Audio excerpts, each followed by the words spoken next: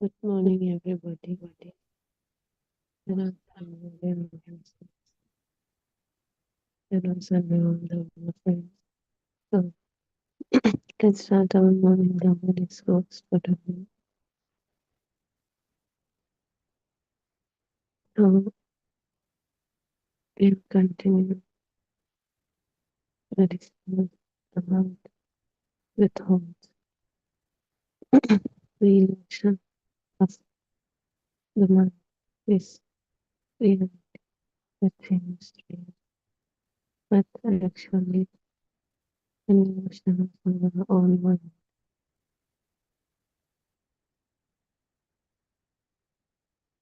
Every morning you wake up and the world, it seems to return. Your room, your body, any responsibilities or relationships. And why does it feel like the same one?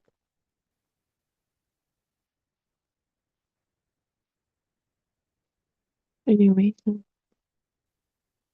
this is completely different from yesterday, last night, yet you feel like this is the same exact moment. When the real physical does something different, yet, yet, this is the same one, same mind.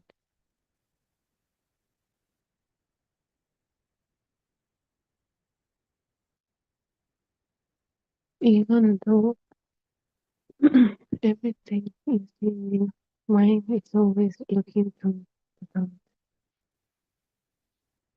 So, and the thought keeps getting repeated, it creates this illusion of same thing, same reality. Because the power is on the label, on the thought, not on the real experience. So when the label is same, the reality becomes same. Yet the real experience is completely different.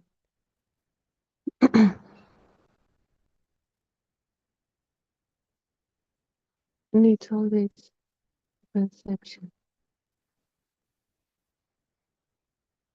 We believe, we strongly feel. Our thought is not in our mind that appeared in our mind right now, but as something solid that existed outside. This wrong perception makes the illusion stronger. So now this reconstruction is successful and world feels stable, solid, continuous, and same.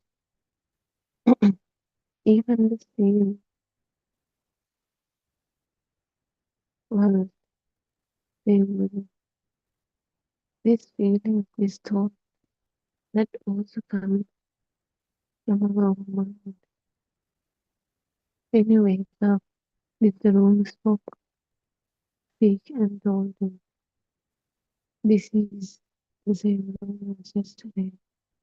Hmm, nothing. When the vision came, when the sounds came, when the smell taste, everything appeared, the thought gives us this is the same room. And if we start to believe it strongly, then the world starts to feel real, continuous, solid, strongly. But if you start to see through the reality. Each and every moment is limited to this each moment, right at this moment. It's hard to say the process right way. Nothing is there. Nothing is solid. Nothing is continuous. Just everything is changing with some condition. Nothing is solid. You start to see the real experience instead of the solid thought that's in my mind. If we take the sea as the sea, you start to see the difference, the changing, but it's not something solid or meant. But if you start to see the sea as a change, as a puppet, then there's just this chair over, there's this cupboard over, world start to feel solid when you look through the thoughts.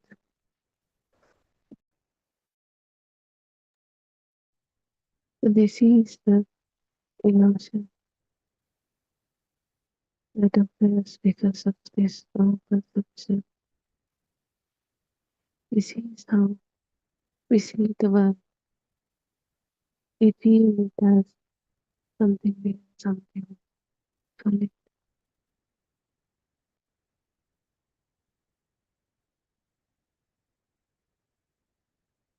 So that means whatever thing that feels real, solid, continuous is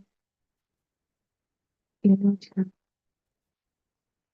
the thought that is stronger with the repetition that creates a phase,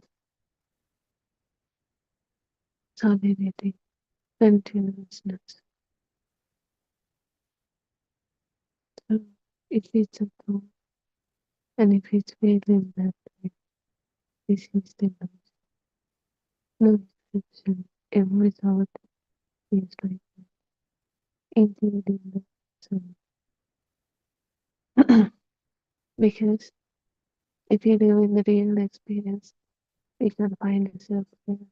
Because everything is completely different, changing each and every.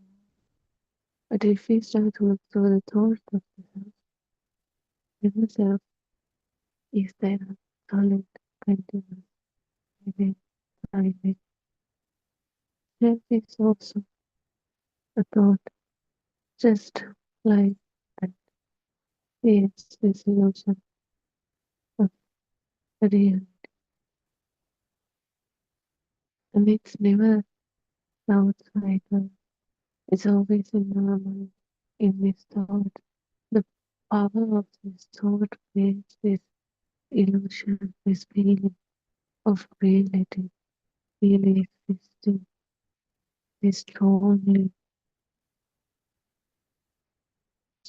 feeling of existence. It's a power that creates an illusion, like hallucination, actually, not that really that they existing, as described in the thought. The thought is not there, but the sense of contents are happening.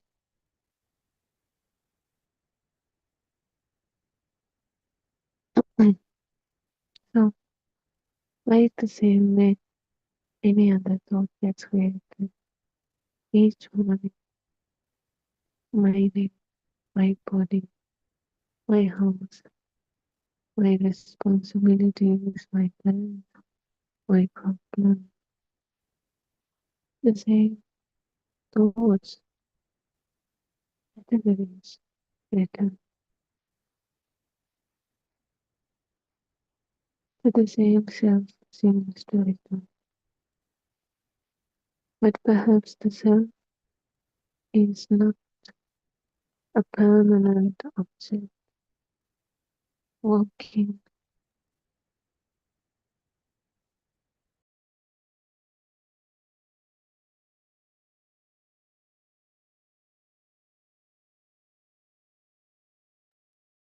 Like I said, self is also thought that returns.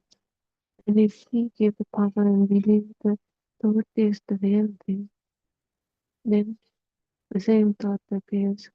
So we blindly believe without repetition. Self is real. But the self is not the permanent object. Waking up, this thought is reconstructed each and every moment. 10 seconds are completely different, yet the same thought appear.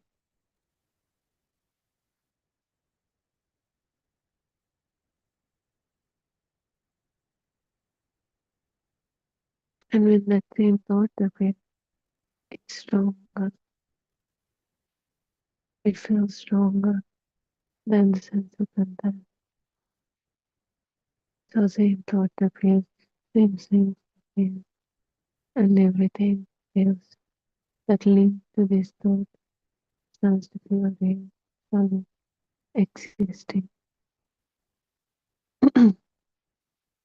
It's always not a single thought.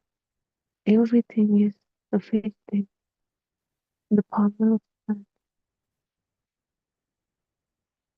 The links with that, the more information, more data, the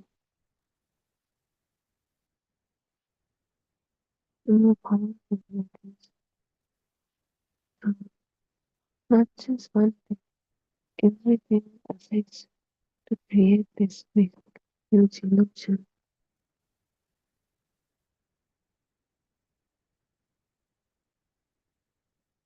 But this is what we believe in. Thought appears, and we believe thought is as something else. It's not in the real experience. So when this the same thought, we think everything is same. Like we said, this thought is something useful that we use to communicate. We can communicate the seeing or the hearing without this. We cannot show that we feel water, that we see what they do anything for others without this. That's why these labels were created simply to describe the real experience. But when we go up slowly, this thing, this simple label got powerful naturally. And because of that, the real experience was ignored and thought was like something real, an object or thing. To that point, this simple link that used to communicate has gotten a strong object.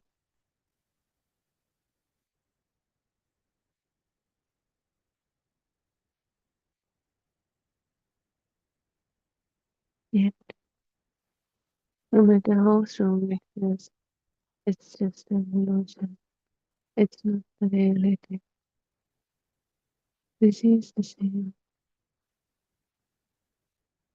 way that happens to each and every thought. No matter how real it feels, it's just a simple thought that used as an interpretive label of the real experience, not something that exists independently.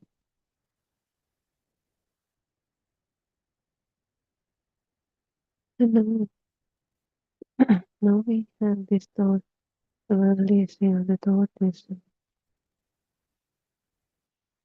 and they are continuous and the same. That's why every morning when we wake up, we don't experience the real experience. Instead, we experience the thought. So the same thought appears, we think this is the same world. Clearly, everything is different. Yet, the thought is stronger, which makes us feel the room is same room.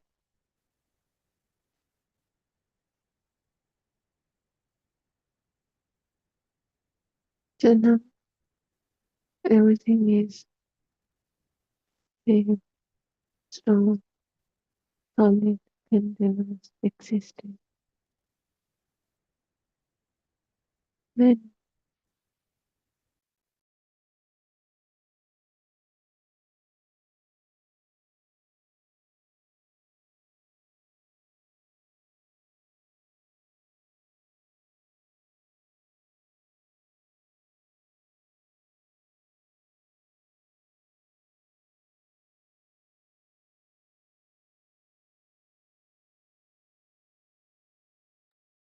and let's say something unaccepted and unexpected happens.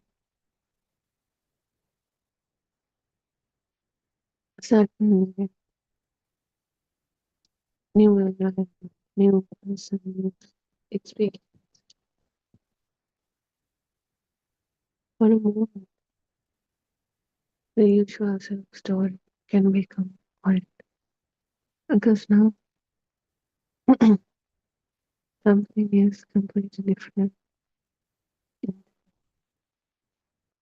And the mind is used to keep work and keep everything which is the same thing. Something is different. So when this sudden event happens,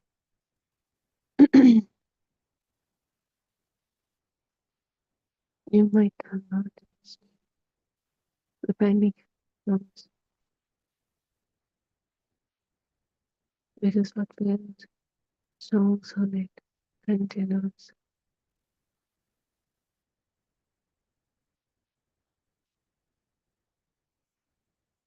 is no longer.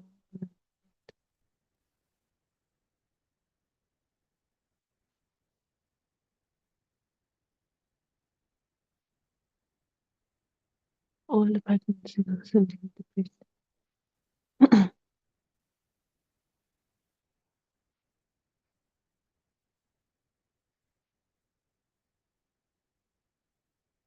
You might have noticed,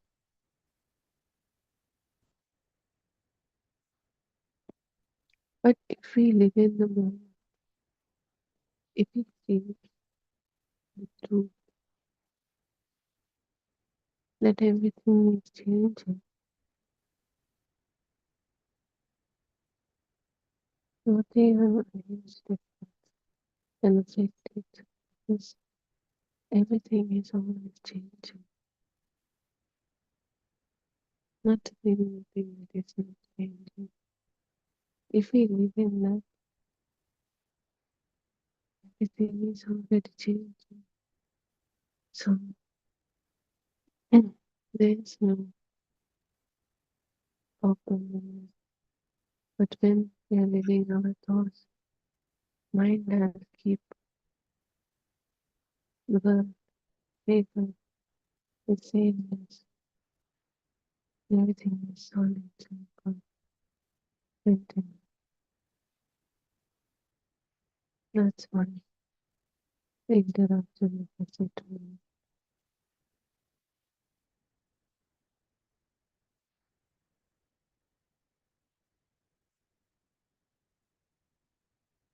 The mind always wants something, and it prefers what it can recognize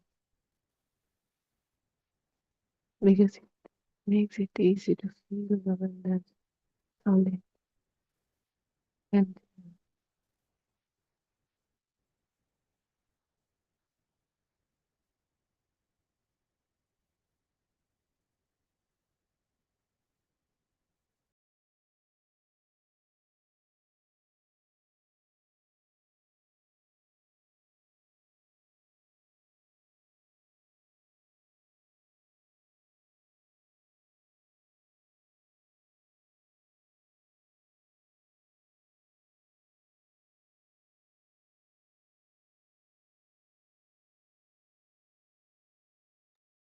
So the recognition is useful, but when it becomes too strong, we stop seeing the changing age. What's new? We always start to see the person we remember, the person that in our mind, that image that we have built in our mind, not the real experience, not the person in front of us.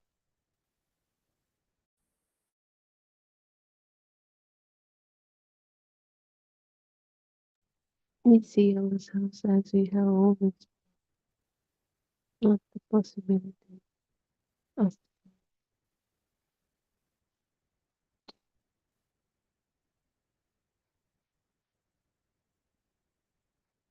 We see the world through yesterday's paper, not today's experience, current experience.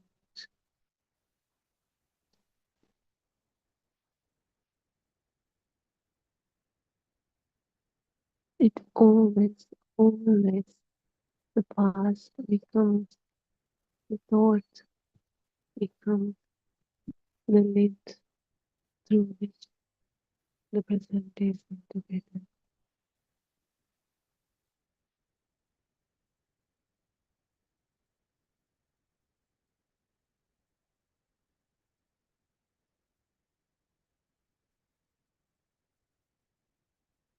So now we know the truth of thought, the truth of the real that is created. This is when this truth, this Dhamma becomes one. Look at anything instead of immediately saying the name. Notice the real experience. Simple path, simple shape, movement, light, shadow.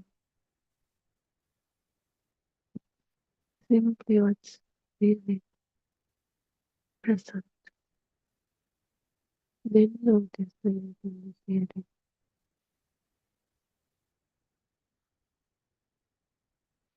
Simply see the thought.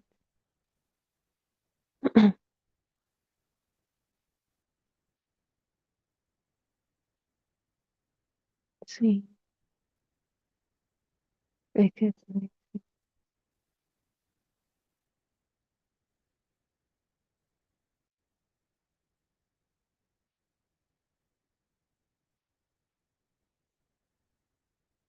It's basically a simple interpretation and name given to the real experience, not the other.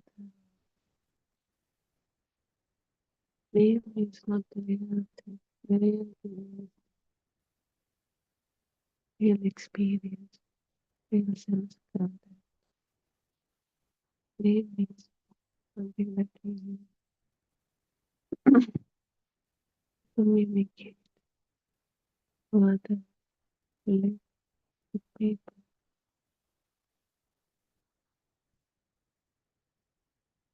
We always have to remember art is not the real. It's just a strong labor that got strong over time because of our perception of real. Only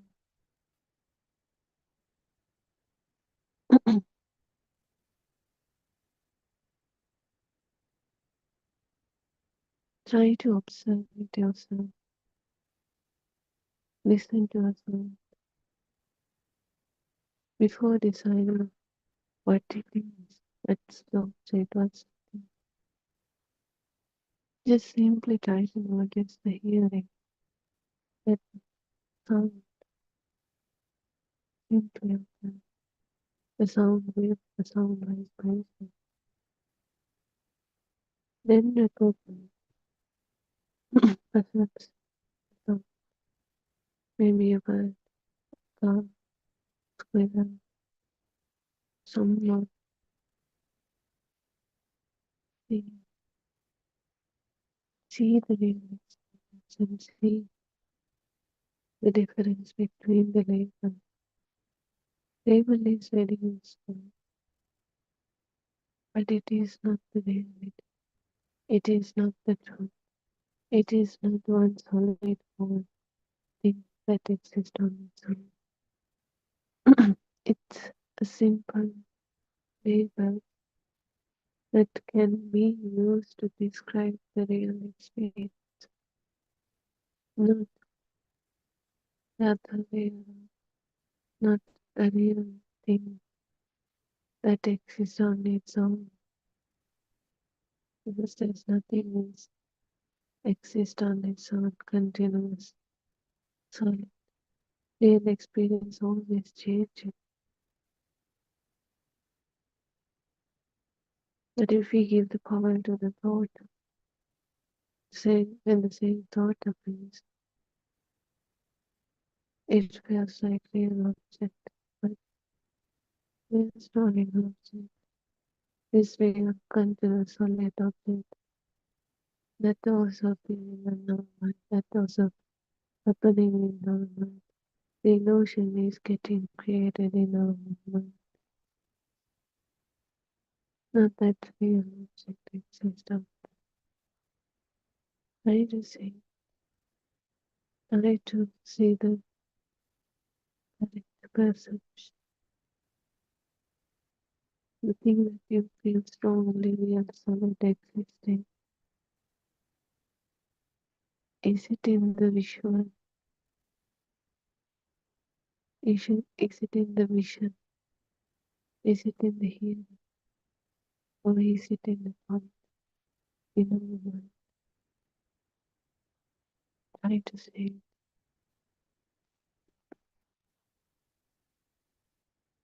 This the real experience, the vision, the sense of contact is same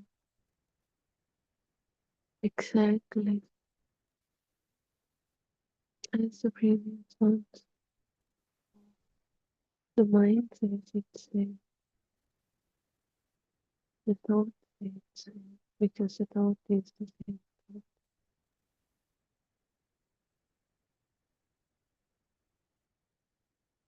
Try to observe the difference.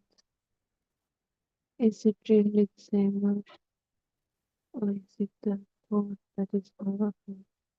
Gives the feeling from the inside that this is the same word.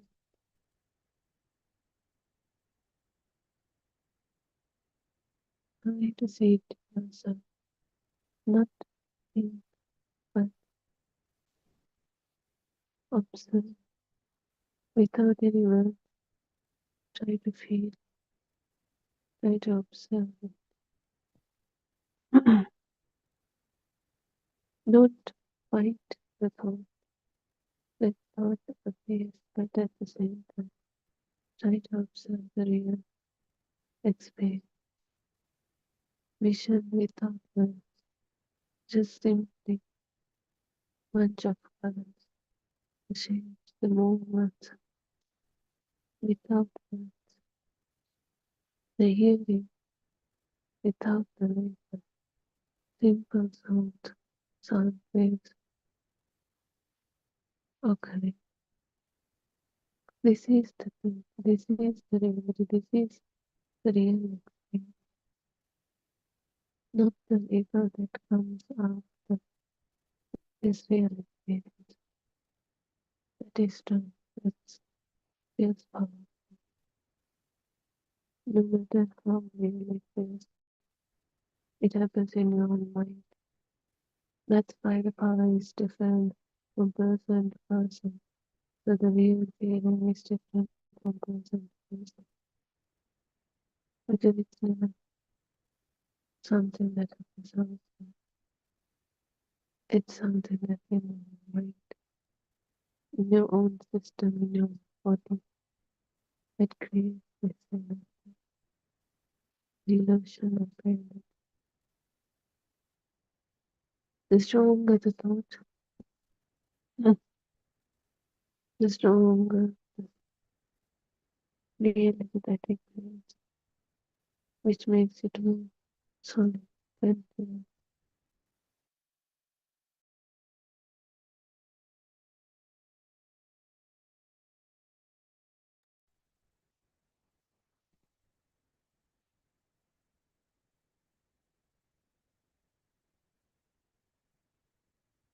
This purpose is not to hide the label or stop it, but see the reality, see the actual reality, see the truth that thoughts are not real as they feel like.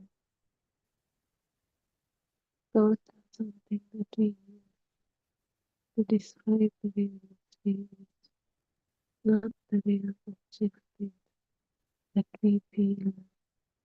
When we see the truth, then it doesn't matter whether thoughts appear or not, because it slowly starts to lose the power that thoughts create, and we start to no longer think thoughts as real, but as powerful as they were before.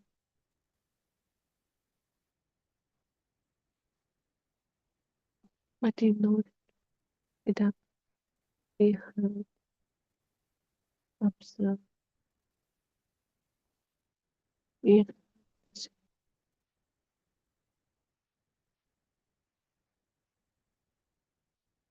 the illusion nature of thought, that they are not real, that they are not real, but some power that is strong, and because of that power feels this, it feels that it's strong way of existing. No matter how it feels here, that's the illusion of the mind of the thought. In reality, what happens is imperfect visions, sun, here, really, tasting, touching. They appear and disappear. They're always changing.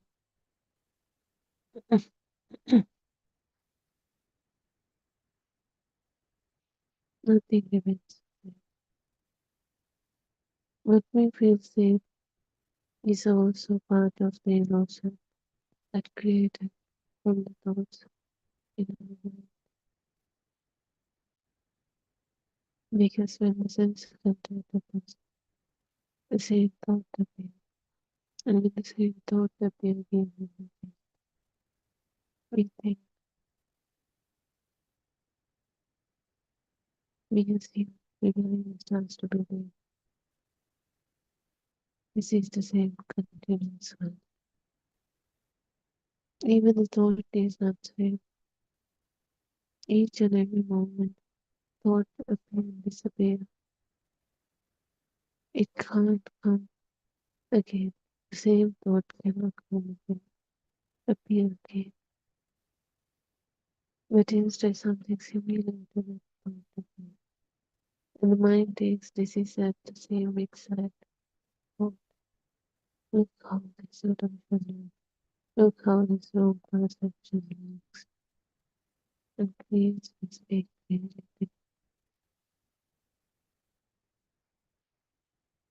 So now,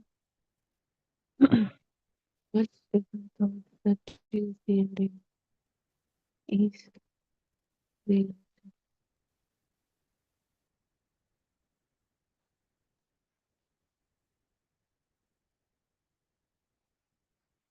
Thoughts are the mind's own construct. not real things, objects. When they feel real or solid because they're in our mind. They appear in our mind as the same thing.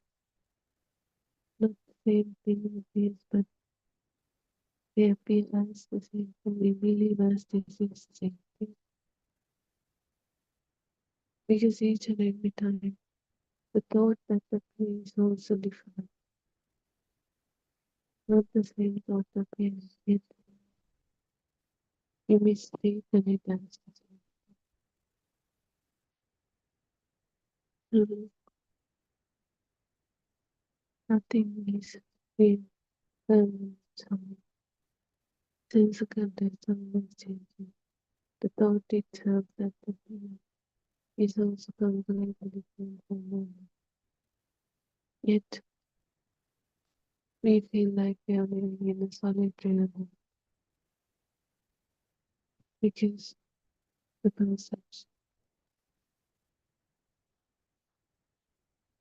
If we take, if we see the true nature behind thoughts, the thoughts are not safe. So that feels safe, that sounds sort of perfection. It's not the same thought, it's a completely new thought that appears right now. Can be similar to previous one that we experienced. We mistaken this thought as the same thought as breathing. And because of that, it creates the illusion of solid continuum. And we always give attention to the thoughts,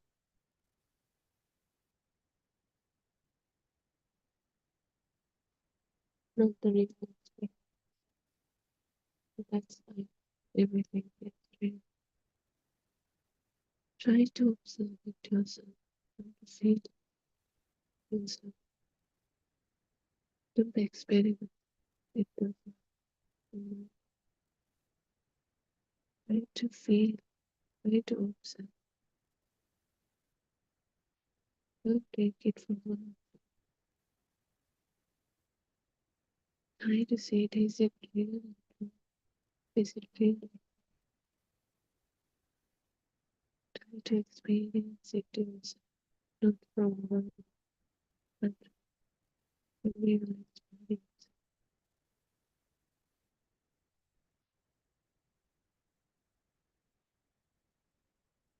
And when you see through this, it never stops the thoughts.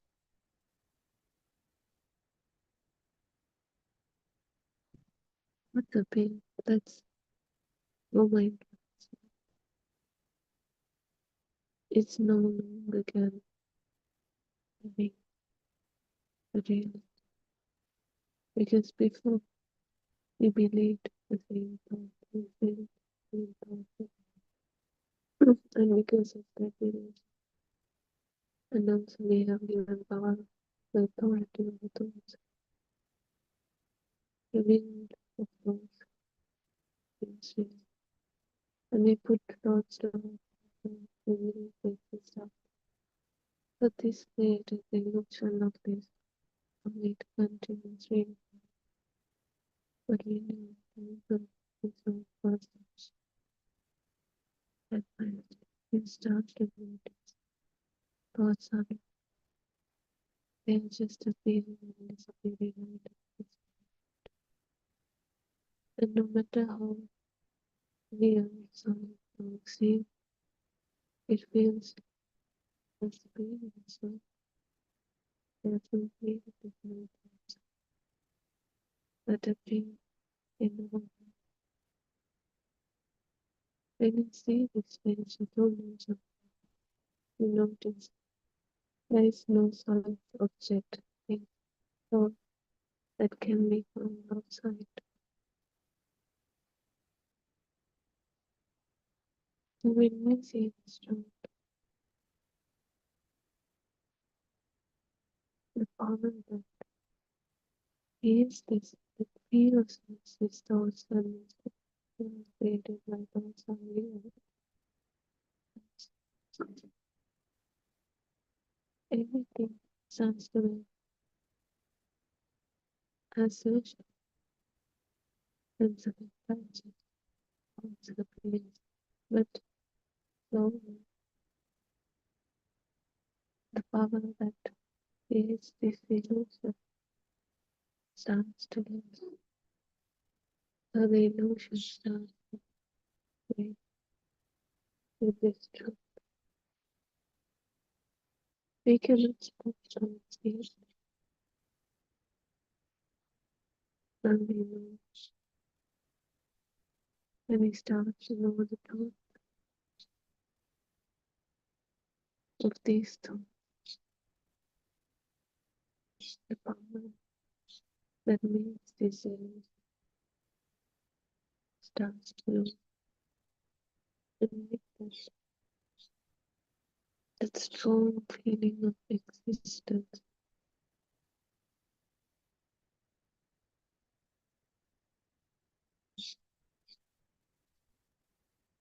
created by this illusion. It starts fascinating.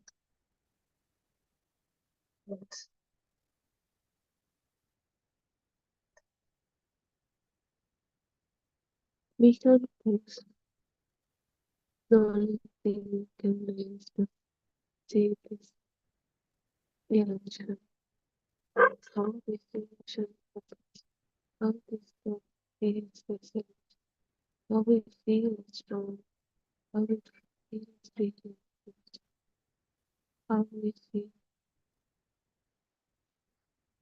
things of the soul right that exist on the soul. We have to see how this illusion is, how it feels strong and real. We need to think the truth behind the illusion. It automatically starts to lose power. Let it.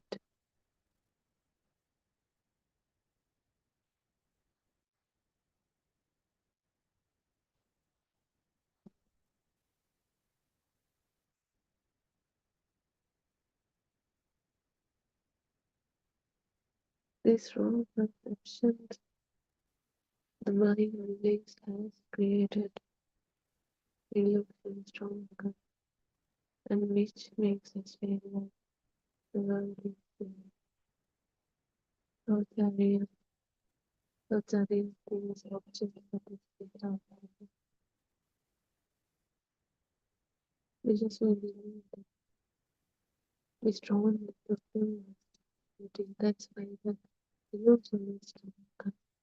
But when we start to see the mechanism for this illusion fails, it automatically starts to lose its strong feeling and decrease. So that's why the feeling it no longer feels strong as it used to be because the truth is made. We know the truth behind strong feeling that really existing feeling by the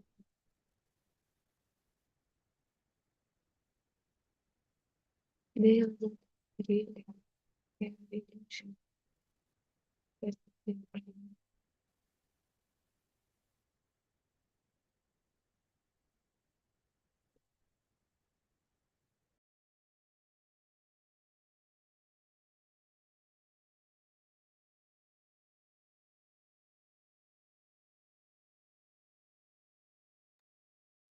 But it happened doesn't mean that again we are it reason to feel the truth. Then, bringing clarity away from thoughts, we feel thoughts, we don't feel it as a momentary something that appears right now because of something that we feel this is the same thought, same reality, same place, same continuous birth, including the same.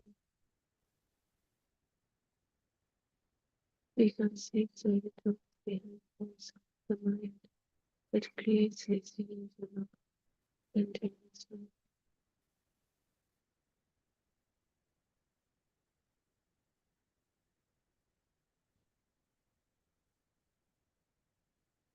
And then we are driven by the thoughts. We believe things. We suffer for thoughts because we want to convince them. And then the mind becomes powerful. Thoughts become powerful. And if the mind becomes powerful, it is a need. It takes one thoughts one after another. And because we take those as reality, we suffer alone,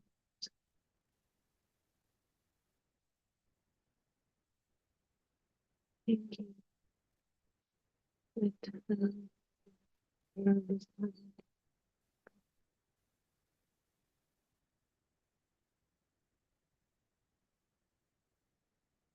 But if we see something, we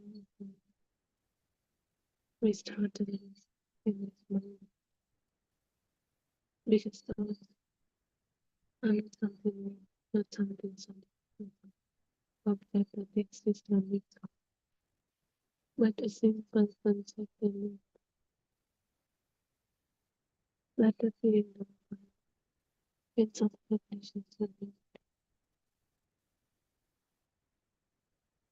We see through it, and we don't take those as reality, which means even though a thought of being it starts no longer control our mind, it cannot control it. And when the power of the thoughts leading us to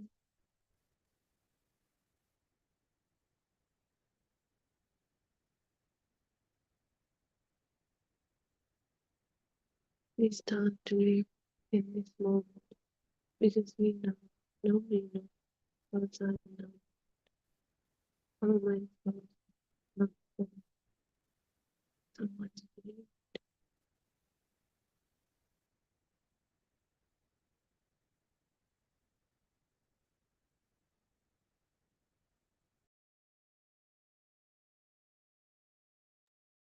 So thoughts are not real. So what's really happens is only something like that appearing and disappearing. Always change. If it then start living, everything is changing. Nothing is coming, including thoughts also change. They don't stay. We can't keep, and they're not the same thought that appears again and it's always a new thought that gets written stuff, but it can be seen. This is the truth of the thoughts. When we see that the thoughts no longer exist, and we start to get away from the mind, from the thoughts, and start to live in the real, with real understand that everything is changing each and every, and we start to become related to this instead of to attention. We then put it very under the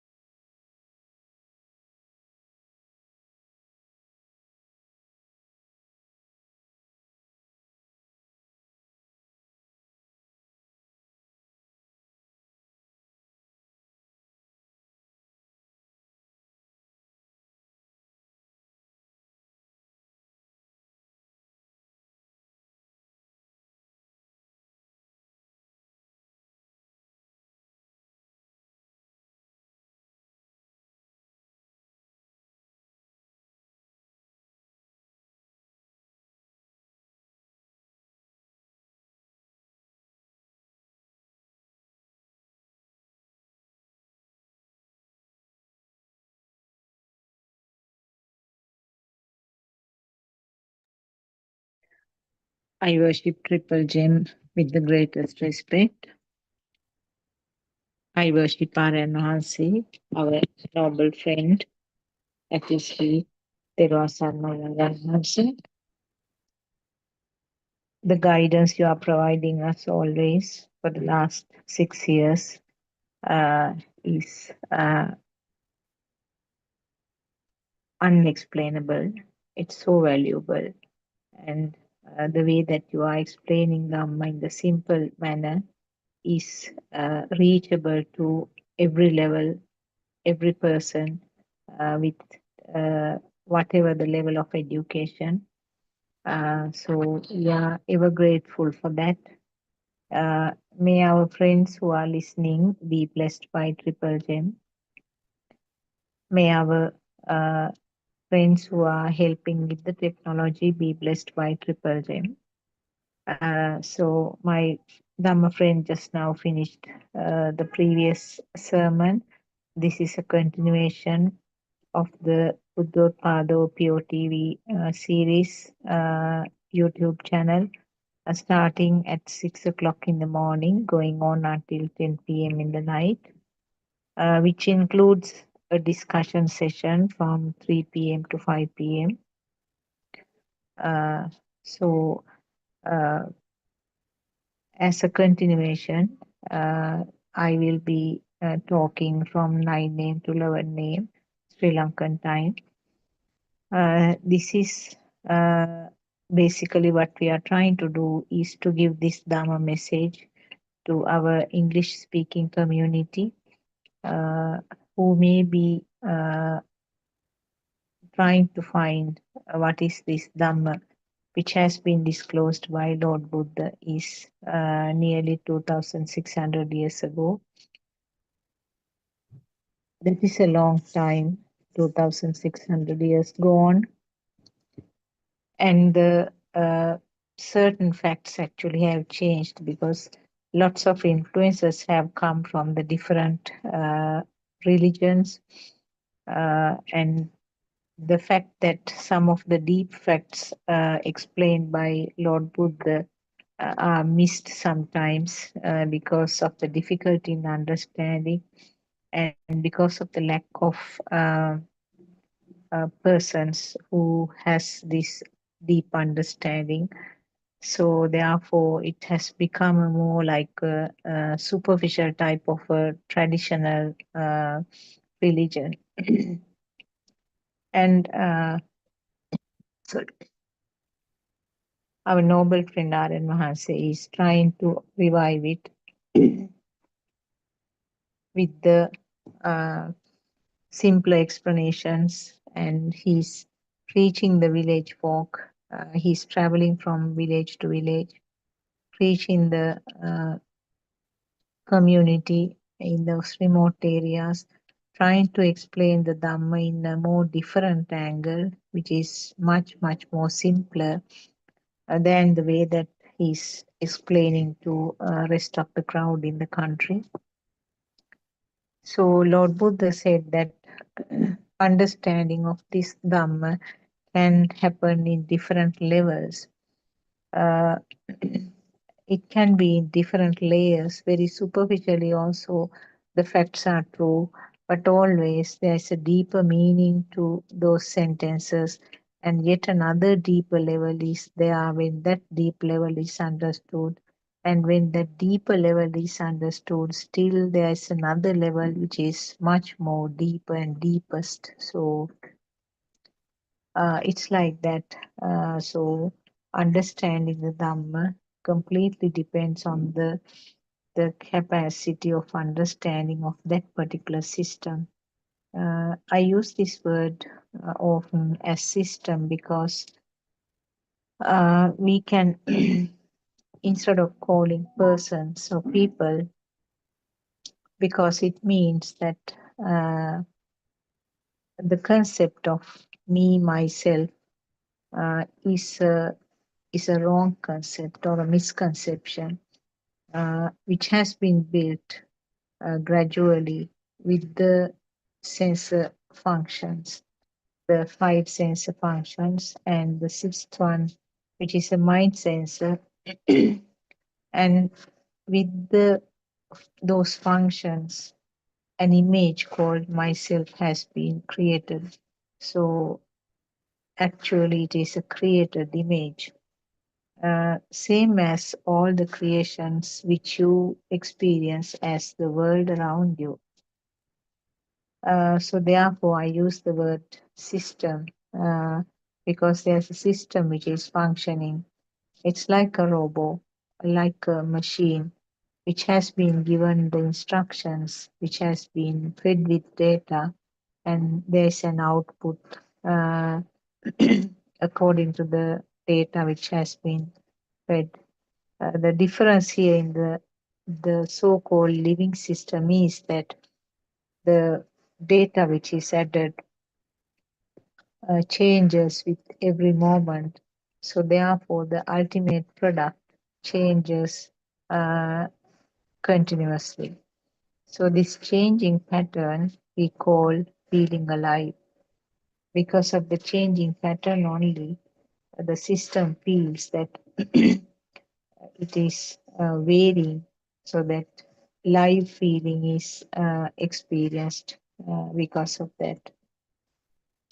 So, talking from a simple point, uh, why are we looking for a religion? Why are we trying to find uh, the refuge of a religion? Why are we trying to do good things, and why are we trying to avoid the bad deeds? What are our intentions? So, if you ask this question from 10 people, there'll be maybe 10 answers actually. A person might say that I want to reach Nibbana, and a person might say that I want to have a good life in the next birth. Another person might say that I have suffered quite a lot in my life. I want to get rid of the suffering of the living. Another person might say that because I am forced to go to the temple and do all these good deeds by the family members, I am doing it. I have no interest in this one. Another person might say that I have been following another religion, but I felt that there is no truth in that because it is only a belief and a faith there. Uh, I can't see a responsible person there to believe. What is told has to be believed, and that is repeated. So that may be the answer of another person. Another person might say that uh, I was interested in finding out what is happening here, and I felt some form of calmness within me when I joined these activities. So because of that, I'm coming. Another person might say that it calmed down my mind when I come to the temple, whether I take part in religious activities or not. I prefer come here and calm down my disturbed mind.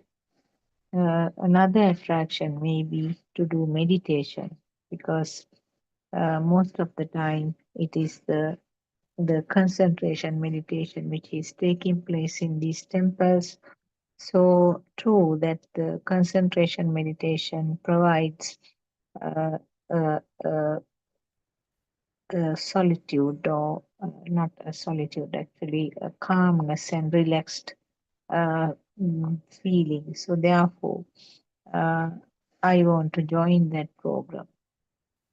And yet another person might say that I want to see how the things are happening in the temple. Just for a change, I came.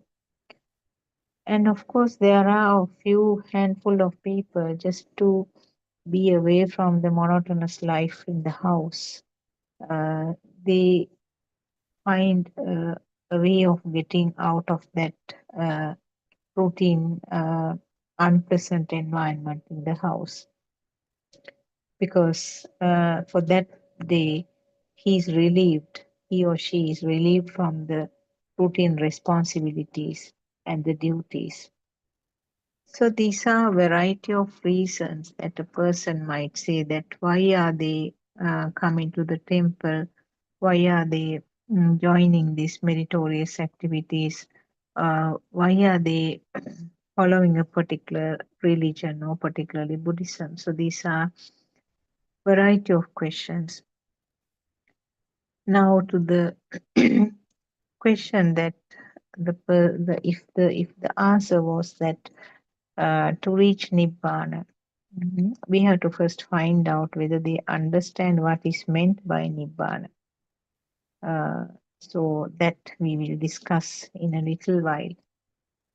A person who is attracted to the environment, or the person who is attracted to the meditation, the calmness that is experienced with meditation, that is true because generally the vibrations or the surrounding in the temple is very quiet and relaxed, and that is uh, synchronized to the system's vibration.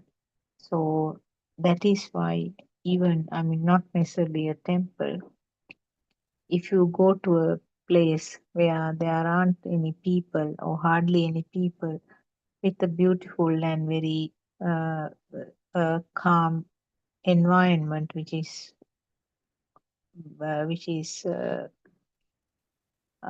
part of the nature, the same experience can be obtained. So if there's a synchronization of the vibrations to the vibrations of the system, so there is automatically calming down. Actually, this calming down is temporary. This is what you can experience even from the concentration meditation. So it is temporary, and the moment you move away from that place, your disturbing mind will uh, wake up again. So, therefore, that is not actually what Lord Buddha was trying to convey with his disclosures. Another person might say that want to be born in a good higher realm. So there is no expectation or no hope about the nirvana right now. Uh, what that person wants is to have a comfortable life. So, can that be assured? No, certainly not. So, what he is indirectly indicating is that the action and effect, or the karma phalavade, where by doing good actions, by doing lots of meritorious work in this life, he will be able to be born in a higher realm. So that is not actually what Lord Buddha tried to say. Lord Buddha did not uh, uh, reinforce, or he did not want to uh, encourage this action and effect pathway. That is the belief of many other, or almost all the other religions, where doing good karma, punya sankara, it will help to be born in a good realm. There's no such guarantee at all. That is a risk of it. And that only even doing meritorious work or punya sankara will prolong your samsaric journey or your birth cycles. You are expecting uh, an existence. You are hoping for an existence that is above. So that is not the end. That is not what Lord Buddha was trying to explain. So the other thing is, as we discussed yesterday also, the last thought of the person, of the system, at the end of this physical body, the last thought is going to decide what is going to happen next. So, whatever the meritorious work that you have been doing, If your last thought had a huge current, a very powerful current, if you were burning with that current, that may be in the form of a craving, overwhelming type of happiness, or jealousy, hatred, anger, sadness, whatever the name you can put, whatever the label you can put, if that current was the result of the last thought or the chutisika, that current is definitely going to be synchronized to another birth. You never know whether it is a higher realm or even a lower realm. Because if you had a craving to what you offered or the good works that you did, that is not going to help you, because tanha is whatever the uh, reason is, whatever the stimulus is, that if you have that tanha type of uh, thought, craving for that thought, uh, that is only another fire, that's all. Whether it is a good fire or bad fire is not something that you can differentiate in that way. The fire means always it is a fire. So this is then of course is following Dhamma. To be born in a higher realm is a very common mistake that our Buddhist people are doing. Those are the influences, as I said, which has come from the other religions. Lord Buddha did not uh, appreciate or encourage all these material offerings. He didn't say no either, but on the other hand, he said this is not the priority. The material things is not the priority. It is the pratipatti or your practical experience, practically following is what has to be done. That means understanding and realization of this Dhamma is the most important thing, as Lord Buddha said. So another person might say that I just came to accompany my grandmother, or I came because my wife is forcing me to come. So still, that may be just a beginning sometimes. So maybe when you go on listen to these Dhamma facts, at one point an interest might come up, and then without forcing, that person might turn to this Dhamma path, which is a, a really great progress in that system. Uh, Another person might say that I have suffered quite a lot, and because of that, I want to turn to this Dhamma path, which is a very common thing for a person who undergo sort of so much of distress in their life. We can see that after the death of the beloved family member, maybe a child, maybe the spouse, or maybe parents, the shock, that sad shock, will uh, make or push the mind to find some relief from some other side. So this is what happened to Patachara and Kisagotami in Lord Buddha's time. I'm sure you see enough Patachara and Kisagotamis in this time also. Uh, People who had broke breaking up of their love affair, breaking up of their marriages, people who lost all the properties and the wealth, people who lost the the property, the people who lost their job, and people who were betrayed by the relatives. So these people suddenly get a shock, kind of a shock, which they label as sadness or anger or a mixture of it. Maybe it is a mixture of the disappointment, sadness, uh, anger. Now, all these create a huge power, huge current in the thoughts. So, those thoughts are very heavy. whenever they think about the tough things that they had to go through, this current or this power gets empowered. The power becomes more and more reinforced. So therefore, that thought is really felt as true. So that shaking sometimes lead a person to turn to the Dhamma path, which is quite good actually because that helps. And whatever the incidents that happen comes as a blessing in disguise for them. So uh, such people actually grasp the things also quicker because there's no hope for them. They want to cover that uh, vacuum with something which is more, which looks more comfortable. Uh, but having said that, do we have to wait until such a disaster occurs to turn to this Dhamma path? Is a question that you have to ask yourself. Certainly not, because all will not experience such a disastrous type of situation. But we all undergo huge amount of sufferings, which is uh, not recognized.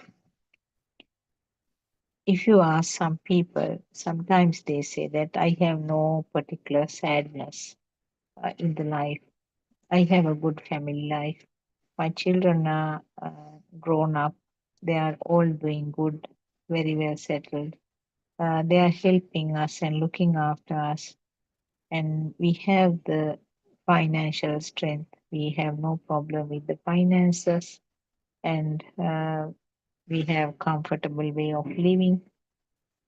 So from those sugary tops, the bitterness of this life is covered. The They do not see the bitter part of the uh, bitter gourd, which is a bitter vegetable that is consumed in our country. So it's something like a bitter gourd which has a sugar coating. You see only the sugar coating outside. And when you eat also, if you happen to eat it, you feel the sweetness first. And if you have a deeper bite, only you realize that it is very bitter inside. So, what people don't understand is that birth itself is a suffering. During the process of the birth, the physical suffering that the baby gets is something that none of us can remember because we had no thoughts at that time. It just went as a physical pain, something to do with the body sensor. And thereafter, we were so dependent. We couldn't even turn to a side, even if we feel that there is wetness uh, from the nappy. We can't even call and say, Mama, I am hungry, give me some milk. Only helpless way is just to cry or scream. We can't talk and say that I feel very cold, please cover me with this sheet, isn't it?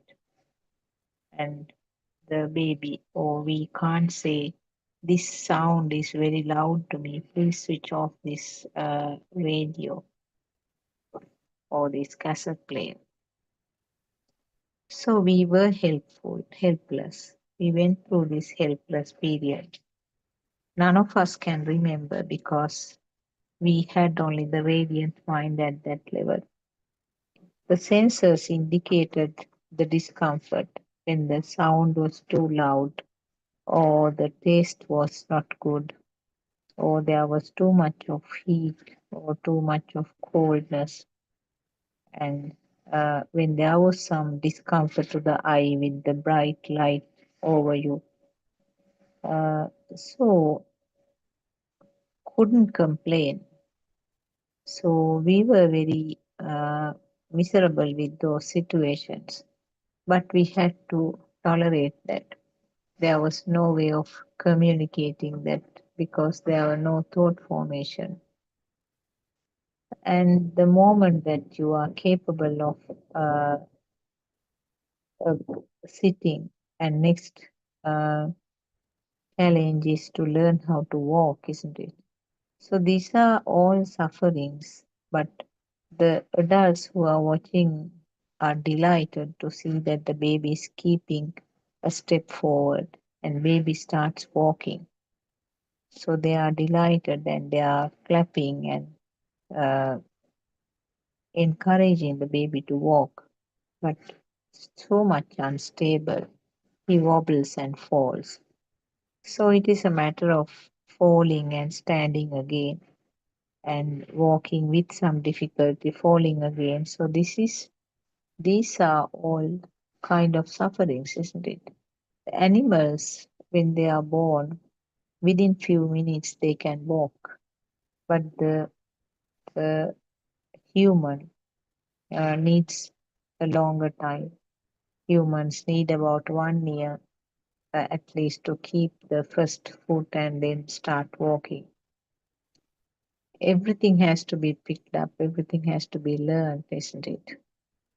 Uh, how to feed self, how to hold a cup and drink, how to change the clothes, uh, how to communicate by learning the language. So these are all different ways of sufferings. Uh, and then you have to, the humans do have to study, studying, trying to remember all kinds of activities at the school. They are indirectly, you have to label them as sufferings. So at the end of the learning, you need to find a job. So finding a job, you have more responsibilities now.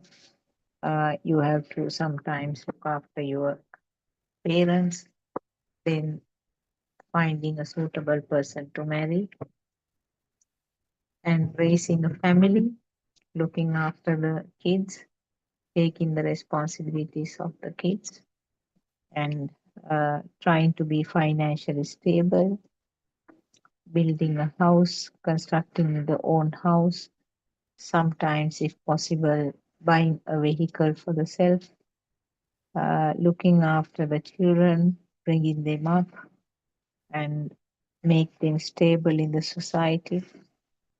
If there is a child with a disability, that is another suffering, isn't it?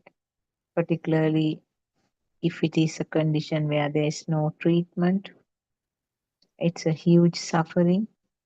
So, like that, uh, then you will have to bear with the sufferings like deaths of the family members. Uh, so, these are all different phases of suffering. And not only that, you grow older, isn't it? You grow older day by day, and the illnesses are coming behind you, even when you are young. So, illness can show its power at any time uh, when you are, whatever the irrespective of the age. So, that is another way of suffering. So, the three main things that Lord Buddha recognized as the Satara Peranimiti, they are all sufferings. Uh, Becoming a patient or suffering from illnesses, growing old, and dying. And to start it, the birth itself. So these four itself are sufferings. Even though you feel that uh, I am quite comfortable and I have a very happy family who is supporting me, even though you tell all these stories, you don't see the level of sufferings that you are already having, permanently having to any person who is born. The birth, the aging, illnesses, and the death. Those four are inevitable, whatever the social state, whatever the health of the person. uh, those will follow you uh, wherever you go. And we don't know how much of uh, life in years we have. So it can be just in as a newborn baby, the death can occur. Any age it can occur. And a significantly less uh, percentage of people will uh, live to a ripen age and then die. So, what I wanted to emphasize was the fact that we all have suffering. You don't have to wait until a disastrous suffering occurs to turn to the Dhamma path because it can happen, the death can happen at any time. We know that when a tree is there, the leaves can fall at different times. There may be just a tender leaf which is falling, a mature leaf will fall, and that there will be just a dried leaf which is twisted and dried will fall. So you don't know what is the time uh, that you have your ending. So therefore, you don't have to wait until some form of disaster occurs to turn to this Dhamma path. When you hear this message, when you hear these facts, just turn the camera towards you. Just probe into yourself and find out: am I ready to listen to this Dhamma? Or if you are still reluctant, if the system is still reluctant, what are the things that prevents? What are the things that comes as negative points to turn to Dhamma path? So therefore, don't wait until a disaster occurs. You may be a busy person with so many commitments at home and also the responsibilities of your job. Certainly, if you can find time for a hobby, certainly, if you can find time to walk around, you can listen to these Dhamma sermons. First, the listening is what is important. So, listening alone uh, does a great job. So, to start with, it is the continuous listening, so which you can do while you are driving, or maybe when you are uh, doing some work in the kitchen, when you are sweeping. So, those times also you can listen to this Dhamma. Uh, so, another person might try to find uh, some form of escape from the home front. Now, these are the mothers sometimes who are having very uh, busy sort of work chores at home. So they have some form of escape from that situation, because then that for that day, that mother or the father will be excused from the other daily chores. So even that is worthwhile. So, as the escape, if you are coming to the temple, you will be able to listen to some, at least few sentences of Lord Buddha's teachings. So, that might be the starting point of your Dhamma path. So, that is actually appreciable. If you try to come to the temple instead of going to meet friends out and have a chat and waste your time. So these are many reasons, some of the many reasons that a person might come out with why they are trying to listen to this Dhamma, or why they are coming to the temple to observe seal on the Poya days. Uh, so then if a person says that he wants to attain Nibbana, you have to find out what is the understanding about the Nibbana or the Nirvana. Nirvana we have mentioned so many times, switching off the fire or putting off the fire. Nivima or Nirvana means uh, putting off the fire. So, what is the fire that we have to put off? I have given some clues in the last few minutes about what is this fire. The fire is a current that is created as a part of this thought process, as a part of this system function. Uh, so that you have to first understand what is this power, what is this current, why is it created. So if I say the fire means there are so many words that is used to explain this current or the power. We also use the terms like defilements or killes. We also use the terms like uh, uh, the current uh, and the self weave or the feeling of existence. That is the main current that we have to understand. So, in other words, if you find out where this self is there, where the self is, that is where your current is. That is where the current of this system is. So, the defilements, if you take it in a very superficial manner, uh, we call them raga, dvesha, moha. Raga means cravings, dvesha means aversions, moha means simply the feeling of existence or simply the feeling of uh, self. So these are the three broad categories of defilements that are explained in Buddhist teachings. This has a lot of deeper levels that we have to understand. And this is the most superficial, most obvious thing. And also, these, particularly the raga and dvesha, are being even explained in the other religions also. But they don't talk about the self, they don't talk about the self will.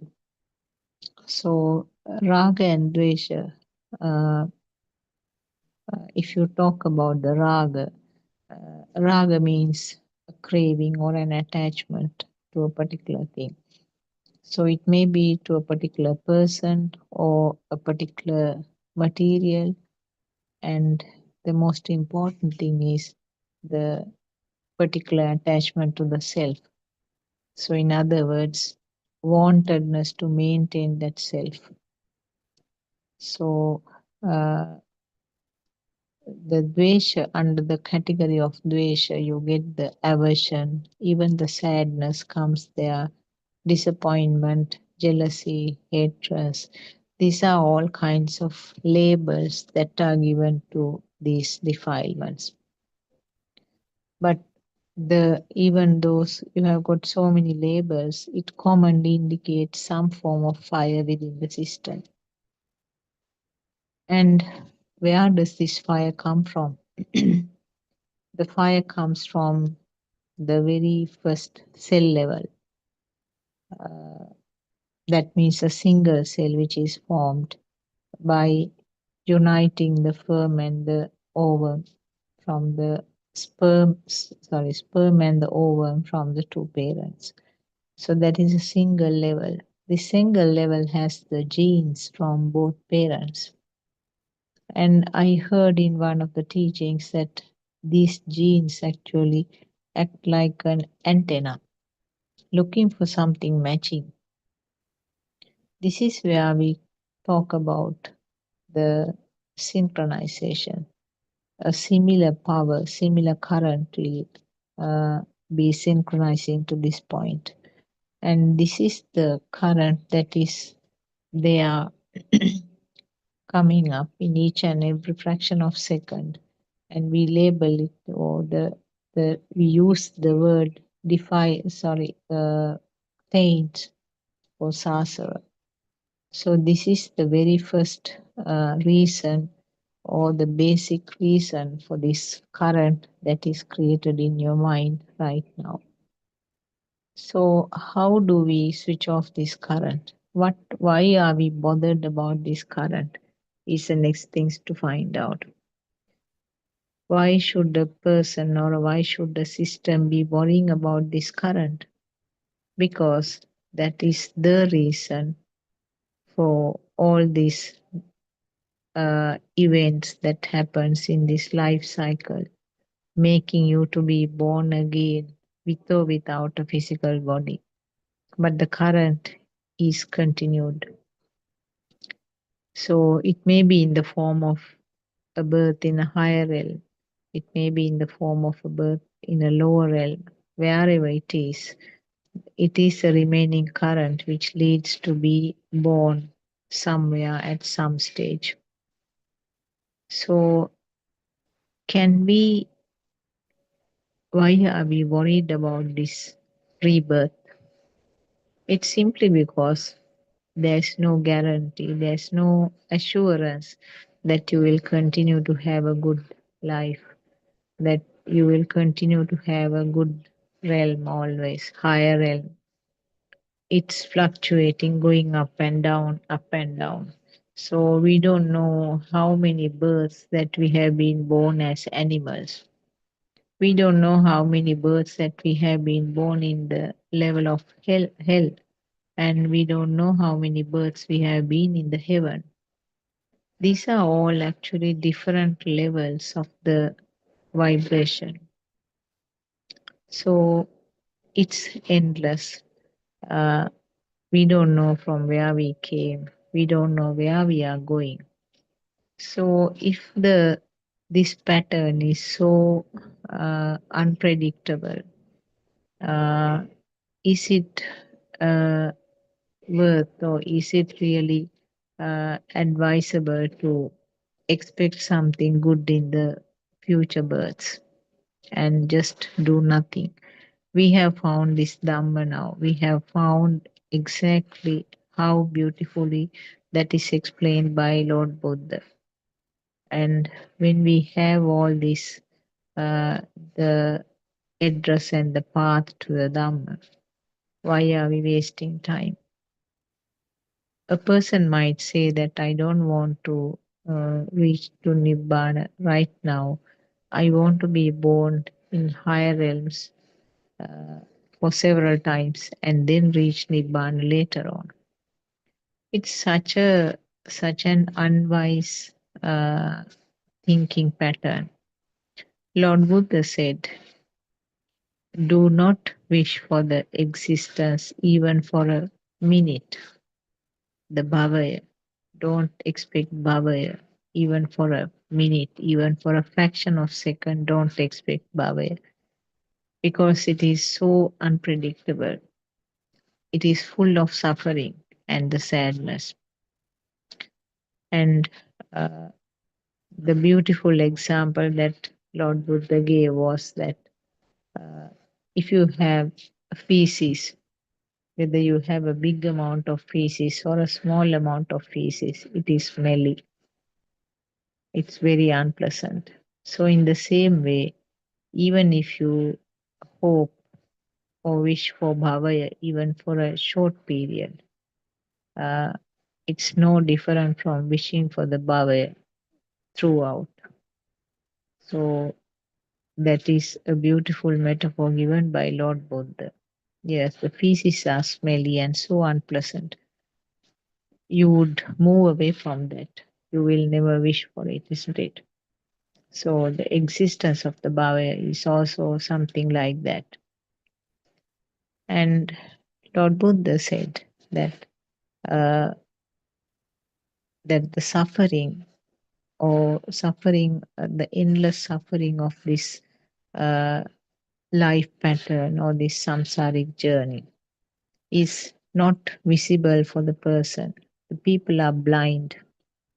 People are blind with the ignorance or the avijja. So they don't see the bitter side of the bitter gourd. They see only that sugary cover of that. So therefore, they wish for the sugary taste, the sugary experience, without realizing what is underlying. So we have the path, we have got the address now. Our Aryan Mahansi is guiding us throughout this time.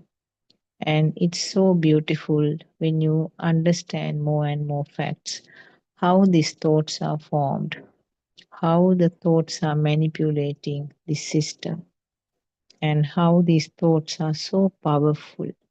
You really go mad in one place, and you, the next moment, you feel really regret about what happened. So, this is all because of the power of the thought. And we know that sometimes this is one of the stories, one of the real situations that Tawaran has explained.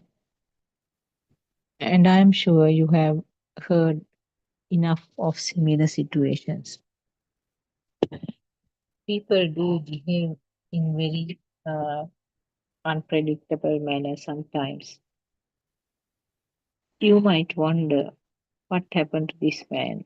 Why did he behave like that? He was such a nice person. What made him to do this crime? And the next moment, the person who did the crime is lamenting and he's so feeling sad about what happened. They themselves sometimes say that, I don't know what happened to me. I don't know what went through my mind. I shouldn't have done that. And I'm a person who doesn't want to harm anybody, but it happened from my hands. So they regret about it. What happened? It's the mind or it is a thought that is making this physical body to act in so many bizarre ways. That is because of that strong power in that thought. So, as I said earlier, this power is starting from the level of the zygote. It is like a river underground. Anytime it can come to the surface. So, the time that it comes to the surface is the time that the thought started forming. That is beyond the radiant mind level. But until that time, it's there. The sasa or the taints are there in an unsuspicious manner. It's there, but the potential is very strongly there. And little by little, when the thought started forming, you can see that the radiant mind is being covered. The very innocent behavior of the little child changes, and the real appearance of the child comes more and more obvious, comes to the light more and more, and it becomes more and more obvious. The stubbornness or the very kind nature, the aggressiveness, uh, all kinds of qualities are coming up when the thoughts start forming uh, in children. You may have noticed this, isn't it? You might say sometimes, this child wasn't like this when he was small. My son was a very quiet and very nice child when he was small, but now he's such an arrogant person. He's such an aggressive person. He won't listen to anybody. So, how come that came up? That is the nature of the taints or the sasava, which are the hidden defilements. When they come to the surface, when they come to the obvious level, you call it keles or the defilements. And it may be expressed simply as a thought, it may be just as a thought, or may be expressed in the form of uh, words, or maybe expressed as actions. So these can happen in different levels depending on how strong the current is in that thought. So you can see that the behavior of these thoughts are so bizarre. That is why Lord Buddha said the whole world, all are mad people. Uh, Lord Buddha said that all humans, he talked about the humans because leaving aside the animals. Now we are not concentrating on the animals because they are not, their mind is not advanced enough to understand this Dhamma. So there is no point of talking about their way of thinking. There is no escape from this samsaric journey for an animal. So therefore, you and me are born as humans, and we have got this wonderful opportunity to understand this Dhamma, and this chance should not be missed. So what Lord Buddha said was that try to understand this mind and the thoughts, and you have to use your own thoughts to liberate from this mind. So the thoughts are used to liberate from the thoughts. We know that mind means just a continuous flow of thoughts. It's a fast flowing uh, flow of thoughts.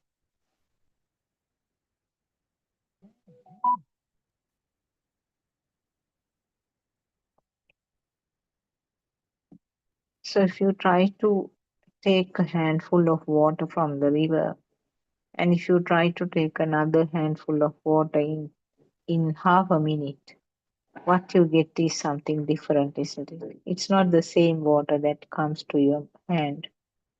So the mind is also like that. The mind means the fast flowing of thoughts. You can't stop forming the thoughts.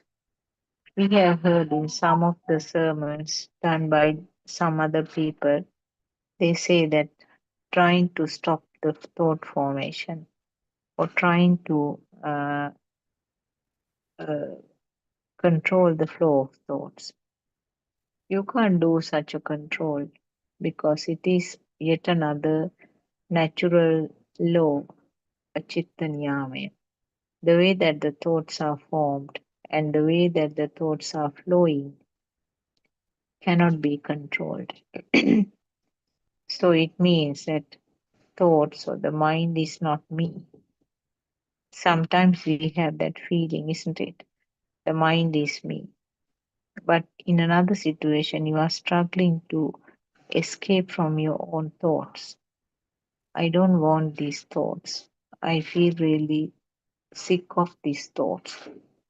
Then it is obvious that the what you have recognized as myself is different from the thoughts because you want to get rid of some of the thoughts. So the mind is not you. And sometimes these thoughts, uh, now, if you can't control, if you can't slow down the thoughts, uh, what can be done? Because we know the thoughts are very heavy. Thoughts are felt heavy and thoughts are very exhausting sometimes. A person might say that I like to just be floating with my thoughts, but the way that they feel the thoughts are felt as real, and it only causes more heaviness to that mind because the thoughts are always troublesome. Thoughts are not true. That is the important thing that we have to know. Why do you say that the thoughts are not true? Thoughts are constructs. Other words that can be used for thoughts are the sankhara, constructs or aggregates. Now, if you go a little bit deeper to understand Why do you say that the thoughts are not true? To start with, what are the thoughts? Thought means any kind of sound. Sound doesn't mean that what is vibrating in the ear. It may be a silent sound. Now, whatever the thoughts which are coming to your mind, they are silent sounds. If you just turn the camera towards your own mind, you will have a string of thoughts, isn't it? They are all sounds. Mother, father, next door, dog, telephone, table, chair. Those are all sounds which might come as a string, but no loud sound, no audible sound, but it is a sound. So the thoughts are always sounds. Thoughts are constructed. Constructed means combination of the sensor functions, aggregation of the sensor functions. So when it is constructed only, you feel that the thought is real, or it is kind of packed together to make it look more obvious. So it is a collection of perceptions or sanya, which is labeled as a sankhara or a construct. And when it is constructed like that, it is felt as real. It is felt as if it is existing. That is what is called consciousness or vijnana. Now, we said the sankhara or the construct means a thought. What is being aggregated, what is being constructed, that is a perception. Is perception something real? No. Perceptions of sanya is something uh, created by the senses. So something instantly created by the senses means it is a function only. There's nothing solid in that. Now, uh, one recent example I remember what Aryan Maharshi gave. He gave several examples about the sanya. Now, sanya or the perception may be in the form of a light, in the form of a sound, in the form of a taste sensation, in the form of a smell, or in the form of a bodily touch sensation. So that depends on the organ which is involved. Uh, but something is manifested depending on the organ which is involved.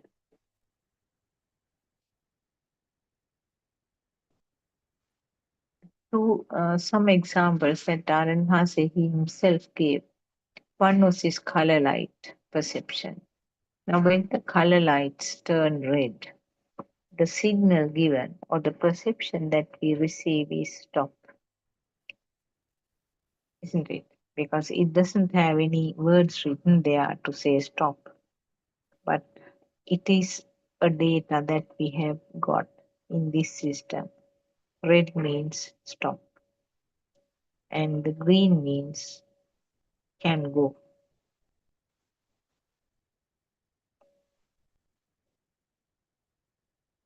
Yellow means be ready, like something in between red and green.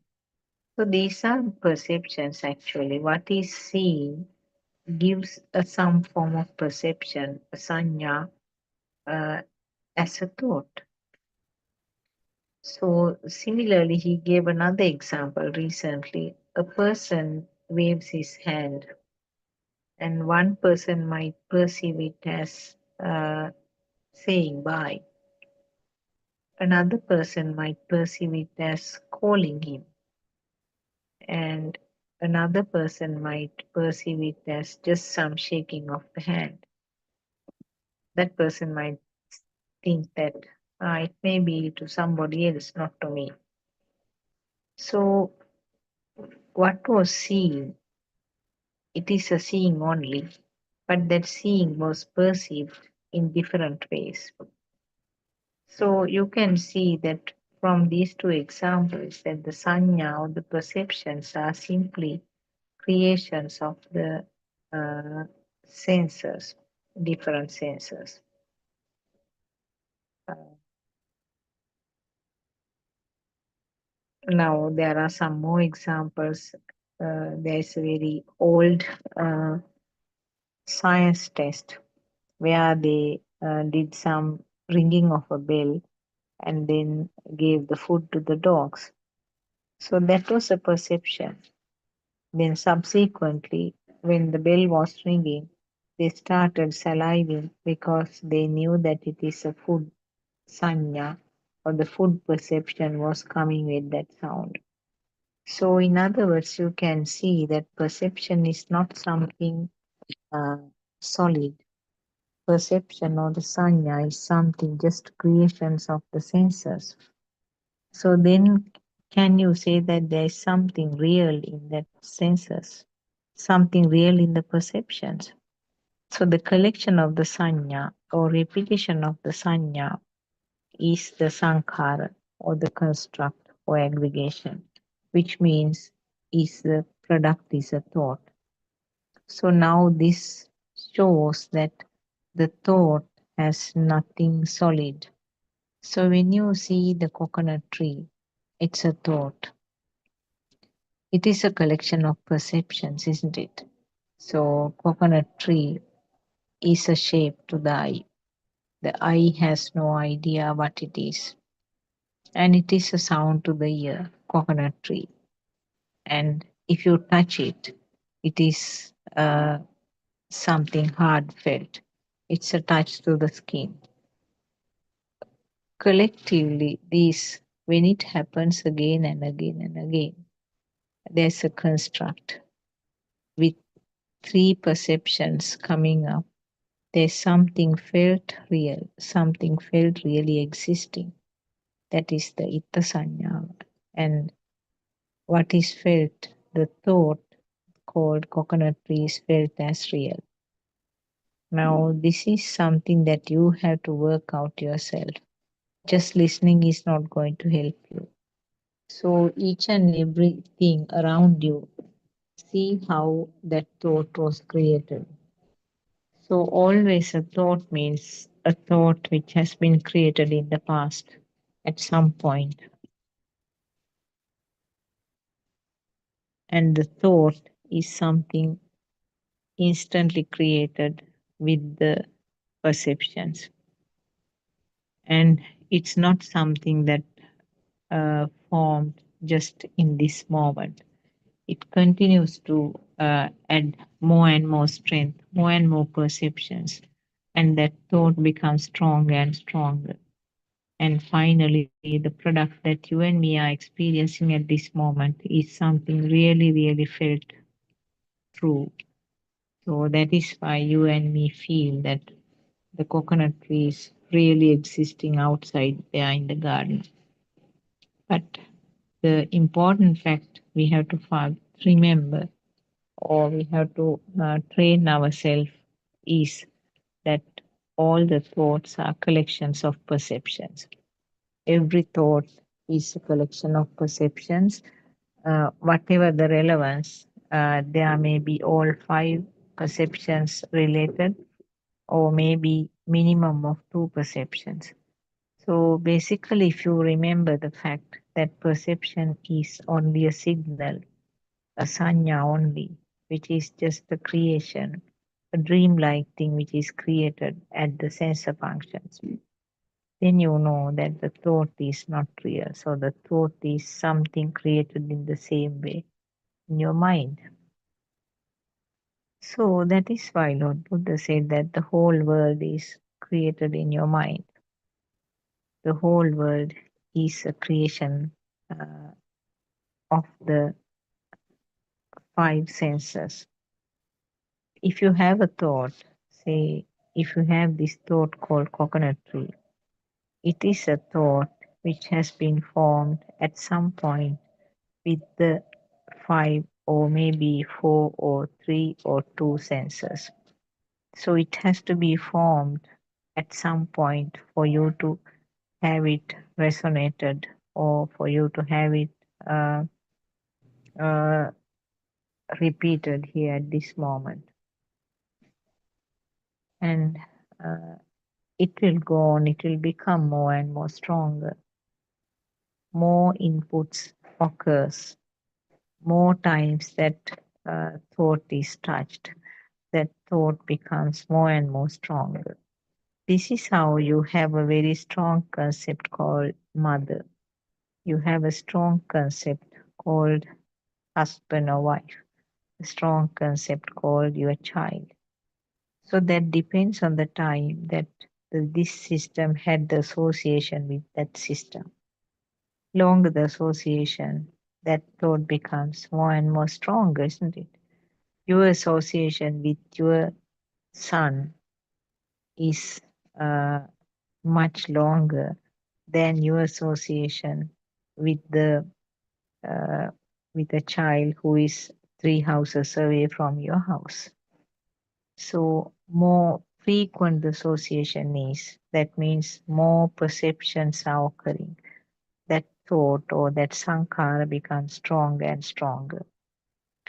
So stronger means it creates a higher current in the system. It's very powerful. So talking about the sun, anything happening to the sun, or sun refusing what you request, all these just ignites a higher fire in your system. My son said like this. He's my son. How can a son tell these things to the mother? Isn't that the way that you interpreted this? Yes, you assume the things because you are already having this thick mind bubble now. The son is part of that thick mind bubble. And you assume the things, that various things. It shouldn't happen this way. And it should happen this way. It shouldn't happen this way. So there are do's and don'ts, many do's and don'ts in your world. You assume that uh, the things should be done only the way that you accept. The things that you do not accept, or the things that you think is not correct, shouldn't happen. You don't realize that that is also another system only. That system functions according to the data which has been fed. And not only that, the data which has been there right from the beginning, from the level of the zygote, where nothing to do with your inputs after he was born, all decides this action or this the effect that is coming up. So remember that it is simply another system only. That system is functioning according to the data. So data means what has been, the data is in so many levels. One is the genetics. That means the data that comes from the mother and the father, from the two cells which combine together. Data also comes from the surrounding that the child is being brought up. And the most important type of the data is the sasava nature, which is the synchronization of the current from somewhere. You never know from where it is, but it synchronizes to the current of that single cell, because that itself has a current, and that current becomes equal to another current from somewhere. Now, one of the very, very important facts that RN Mahanse disclosed to us is this current which is synchronized carry the whole weight, whole power from all the samsaric journey. So though it is a simple vibration, that vibration has the spirit of everything that has happened to you and me up to this point. So therefore, the the system functions can be altered due to all three of these facts: the genetic factors, the environment that the child is brought up, and of course the sasava nature, which was right at the beginning, which was a synchronization of the current. So these facts will provide the necessary input to the functions of this system. So then, can you change this system? Can you expect a perfect behavior, a perfect way of living from this particular system? You can't. Yes. So you can't expect a perfect uh, living, perfect way of behaving, isn't it? If it is a system which is just functioning according to that input, uh, is there any point of having any kind of trying to completely reverse that flow, trying to completely change that way of doing it? I'm not saying that you can't do any changes. There are certain limits actually. This changing can be done with some limits. But what you have to focus is to understand how this system is functioning. And when you understand the system, even particularly you have to concentrate on your own system, how the current created in my system, in this system. And when you focus on that, you can see that this is just an automatic thing that is happening where there is no responsible person. There's no myself in this issue. And there's no myself means it's happening on its own way. That is the chitta niyamaya. And when the current on this system is coming down, you can feel, you can see that it actually influences the other system also. When you are calmed down, when you slow down with your, I'm not saying slowing down means that you stop doing work at home. Slowing down means the internal slowing down, the inner fire, the inner power is coming down. And when it is coming down like that, it uh, automatically has an influence to the other systems. Even you might get some remarks from your home front. Uh, you have changed. You are nicer, and you listen to us more, and you are uh, prepared to agree with us rather than having an argument or fighting with us. So you move along our way, and there will be lots of comments like that. It will be some kind of surprise to you also, the way that your system has changed. So that is the beauty of this Dhamma. You experience those benefits while you are alive, not something that you are hopeful about happening after your death. We don't know what is the uh, effect or where we are going after the death of this physical body.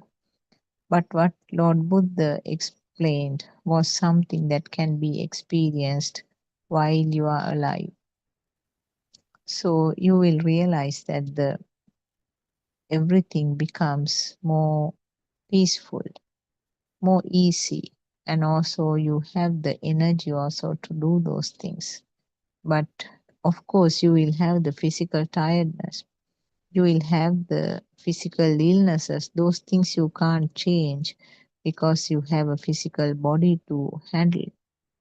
But what happens? All kinds of illnesses, all kinds of difficulties have a 50% side of the mind. The weight of that or the difficulty of that illness or the discomfort uh, is the mind. So that 50%, the mind portion will not be there. But of course, you will be feeling the discomfort and the illnesses. But the ability to tolerate that, ability to bear with that becomes much more higher when that mental component is not there. Because that sentence called I feel I feel very tired, or I feel this pain so much. This pain in my leg is so much intolerable. That part will not be there. You will be able to tolerate the things with much convenience. We remember that Lord Buddha once went to visit some of the arhants who were sick, and Lord Buddha asked, "How do you feel?" And the reply was, Venerable Sir, lots of physical pains and discomforts are there, but the mind is very comfortable. Mind is not suffering. So that is what we have to understand, because most of the experiences are heavy because of that mental component, which takes about 50% of that weight, because it is taken as the things happen to me, things that I am experiencing, things that I have to do. So when that my label is come, that means the mental component is there. Mental component makes it more enjoyable or more sufferable, more sad, more painful, more heavy, anything like that. So that means the power of that thought becomes much more heavier when it is felt as real. That is your mind component. When you take it as happened to me, when my label is attached to that, always that experience becomes more taxing. So the very first thing that Lord Buddha said, and which was beautifully explained by Yavaran Mahase actually, is to see the fact that these things are happening. There's no self in this one. That current is the one which is interpreted as myself. So it's happening like robotic action. Now, are you worried if a robot comes and pushes you? Are you worried if the robot comes and snatches something which is in your hand? You might even laugh at it, isn't it? See how this robot is functioning. So you are not bothered. You know that it is a system which is functioning, and the system is doing whatever the commands that has been given. If a real person comes and pushes you, say for example, you take a family member, maybe your husband or wife comes and pushes you hard, and then how is that experience? Is that something similar to the robotic action? No. You will feel really angry, or you will feel really sad. How can he do like that? Why did she do like that? I have been so nice to him or she, and I have been doing all the work to support. And now, for the slightest thing, he or she is pushing me like that. Aren't they the thoughts that are coming to the mind when something happens like that? Now you laughed at the thing that the robot did, but now you are burning with anger when this happens. So that burn means myself. Because there was a self here only, you had that burn. You have that laid down rules, isn't it? You have the laid down guidelines that it shouldn't happen to me like this. I am so nice to him. I have been doing all these things all the time. And with that, with all of that, he's doing, it shouldn't happen like that. He should be nice to me. Now these are all your frame. You have that mind bubble with all kinds of guidelines laid down. So it is different from the guidelines that is laid down about the robots section. Robots thing, you will laugh at it. See what sort of data they have fed this robot. Poor one. He has no idea what is correct and what is wrong. So that may be your comment, isn't it? Exactly opposite of your comments when it happens to the uh, the when it happens with somebody in your family. That is because that incident became a thing to you. That incident became a live, real one. And that is, in other words, that is because the self is here. So, as the first step, what R.N. Mahansa is explaining is that start seeing from this no self angle.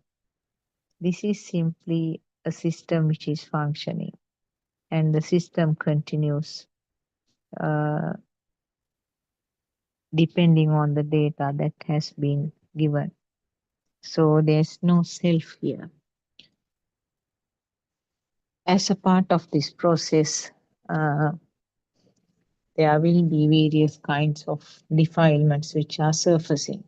So there may be anger sometimes, there may be happiness, there may be cravings to eat an ice cream. You might have a craving to have a second serving from a pudding or a second serving from a tasty rice. So never mind. It's okay, no issue at all. Just see it. I mean, there's no one who is doing it. That craving or that burn comes as a part of the system. So it is simply a system working. Now it's like a robot who has been fed with the data. Take a second serving when you finish this plate. So it's something like that. So don't worry about having these currents when you are in the Dhamma path.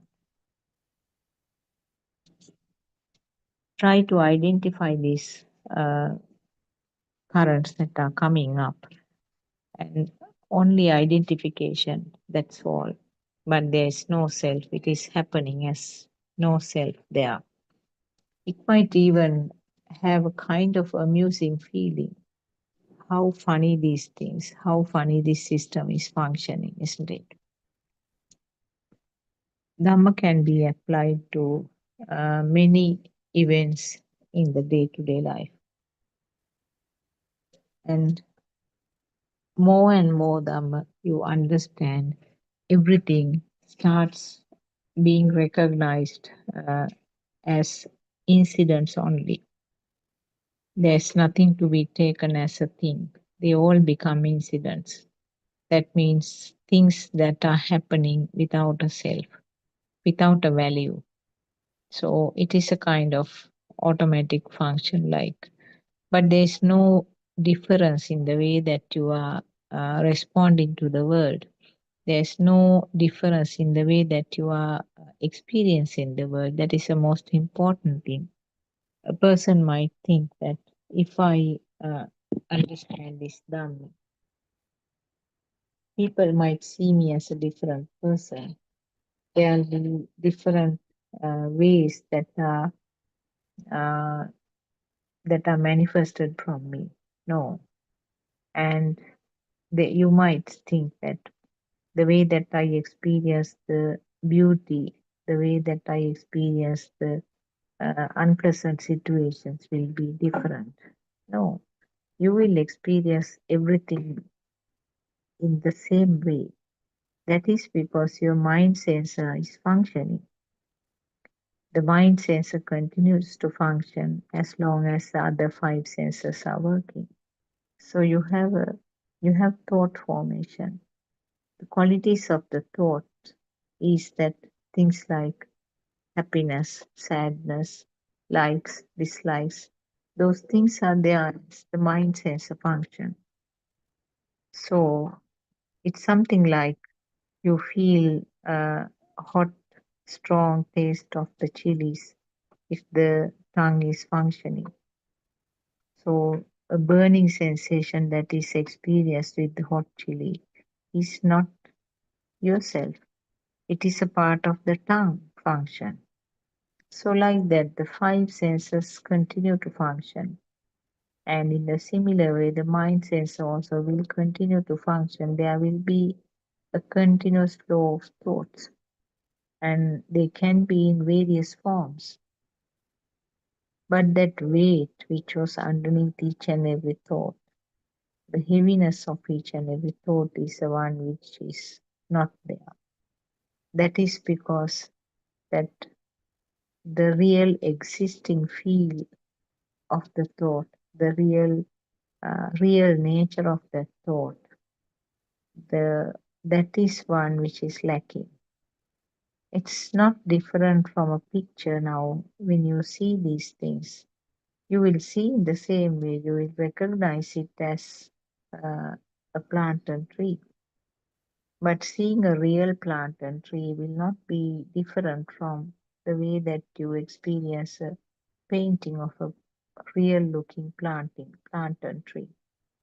The value which is given, the real value, real nature given to the plant and tree is the one which is missing. And uh, now in your normal life, we know that uh, the mundane world, we experience the happy things, we experience the events or the material things, we experience the family ties, relations, friends, and you are happy with those things. You experience them and you feel happiness. That is, Lord Buddha gave the name uh, Gehasita Somanasa. Gehasita means the lay life. Gehasita Somanasa means you are happy. So in the lay life, you experience the happiness. So that is the level of the mundane world, the way that you experience. Also, you can say the sensual world experience or the karma. And what happens with the uh, difficulties with the aging, maybe illnesses, maybe financial difficulties, maybe that uh, you are left alone, you have no support, then you experience sadness, isn't it? Sadness in the lay life. So that is because you have lost the things that made you happy. You now experience a sadness that is in your lay life. So this is often happens to the parents when they are aging. So now that happiness is no more there, you experience a sadness in your lay life that is called Gehasita Domanasa, the sadness, sad experiences in the lay life. And then further, this again, R.N. Mahase explains, these are actually Buddha words. The Gehasita Upeka. Upeka means equanimity. Gehasita means the lay life. So beyond a particular limit, particularly the elder people, or maybe even a younger person, you become kind of numb with those experiences. Now, that is equanimity. You are having the upeksha. You have no great hopes. Uh, you don't have that particular sadness also because you can't do anything beyond that. You can't do anything to correct those things. You tend to be okay with that. So that is again not the Dharma path that Aryan Mahase very clearly explains. It is still not the Dhamma path, but because you can't do anything beyond that, you are helpless, you become okay with that. You don't mind like that. So that is the Gehasita Upekha. Then there are something similar on the other side, Nekkamasita, Somanasa. Nekkamasita means you leave behind that lay life and you come to the Dhamma path or Dhamma, you try to understand Dhamma. So this is mostly applicable to the monks and the nuns who enter the robe at one point because you you are fed up about the lay life. So you enter the robe, and at the beginning, you have a happiness in the newly acquired status. So that is called Nekkhamma Somanasa. So now you are excited with your new changes. You try to learn Dhamma. You try to understand that. You do a lot of meditation. So things like that makes the self happy or the system happy. So that is your Nekkhamma Somanasa. What is Nekkhamma Domanasa? Nekkhamma Domanasa means the at one point with all kinds of efforts, particularly when you do not reach a particular state understanding in your Dhamma path, you become sad about it and uh, you feel disappointed. I didn't still achieve anything. I didn't still achieve even the Sohan status. I can't understand these deep Dhamma facts. So there's now sadness. You are in the robe. You have left all your comforts or left your lay life and entered this, hoping that there will be a good progress. Now that there is no progress and you are just wondering what to do, you feel sad about it. That is an Nekkhamma Domanassa. And that also can't say that it is any different from the lay life because you have only changed the roles and then now uh, you have not found what you wanted actually. Nekkhamma Upekha is the next level. Again, equanimity. Upekha. Nekkhamma means now that you have given up and come to this side. And that level, you become kind of neutral. So whatever the experience you are getting, so that is the path to your Dhamma. That is the stream, the way, the entering to the Dhamma path. Now that you don't try to struggle and find the truth, or you don't have an aim and trying to grab something, you become neutral. So that is Nekkhamma Upekha, equanimity. So you might experience these things, particularly if you are an elderly person. Uh, there are things that you enjoyed earlier, but you can't enjoy them anymore. And you are physically weak. And you tend to have various illnesses also. With all this, there are many restrictions that occur by nature.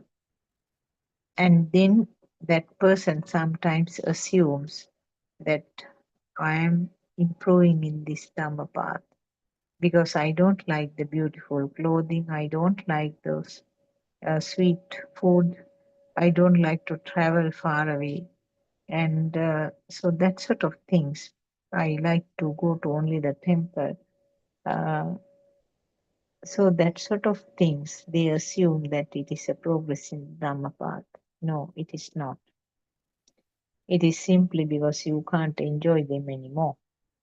So that is the uh, Gehasita Upekha. That point you have to understand very clearly. It's nothing to do with the progress in the Dhamma path, simply because you are not capable of enjoying the things in the same way as in the past, and you are not uh, capable of doing the things in the same way, and the things are not suitable for your age to do it now.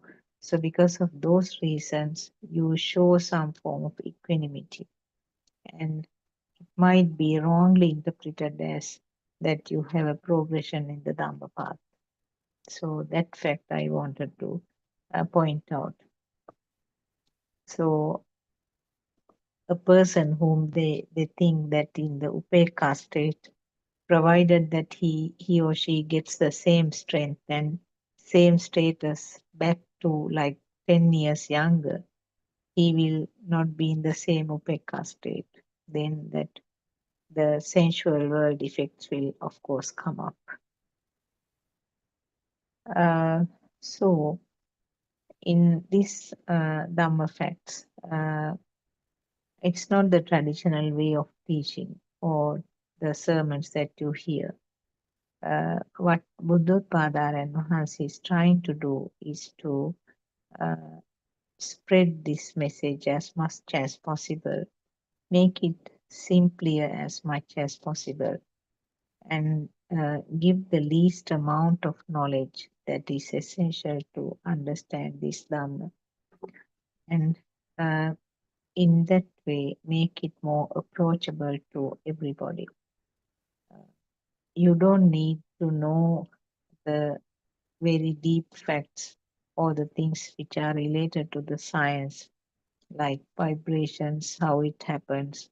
Even though I mentioned them briefly, they are not essential for you to understand this Dhamma.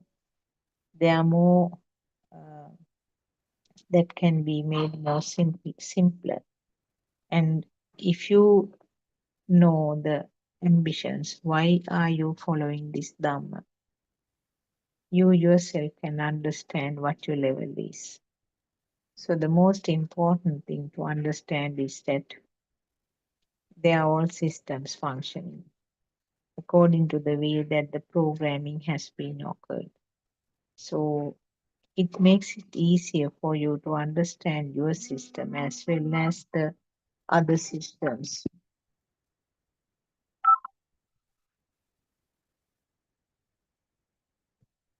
So it makes it easier to understand.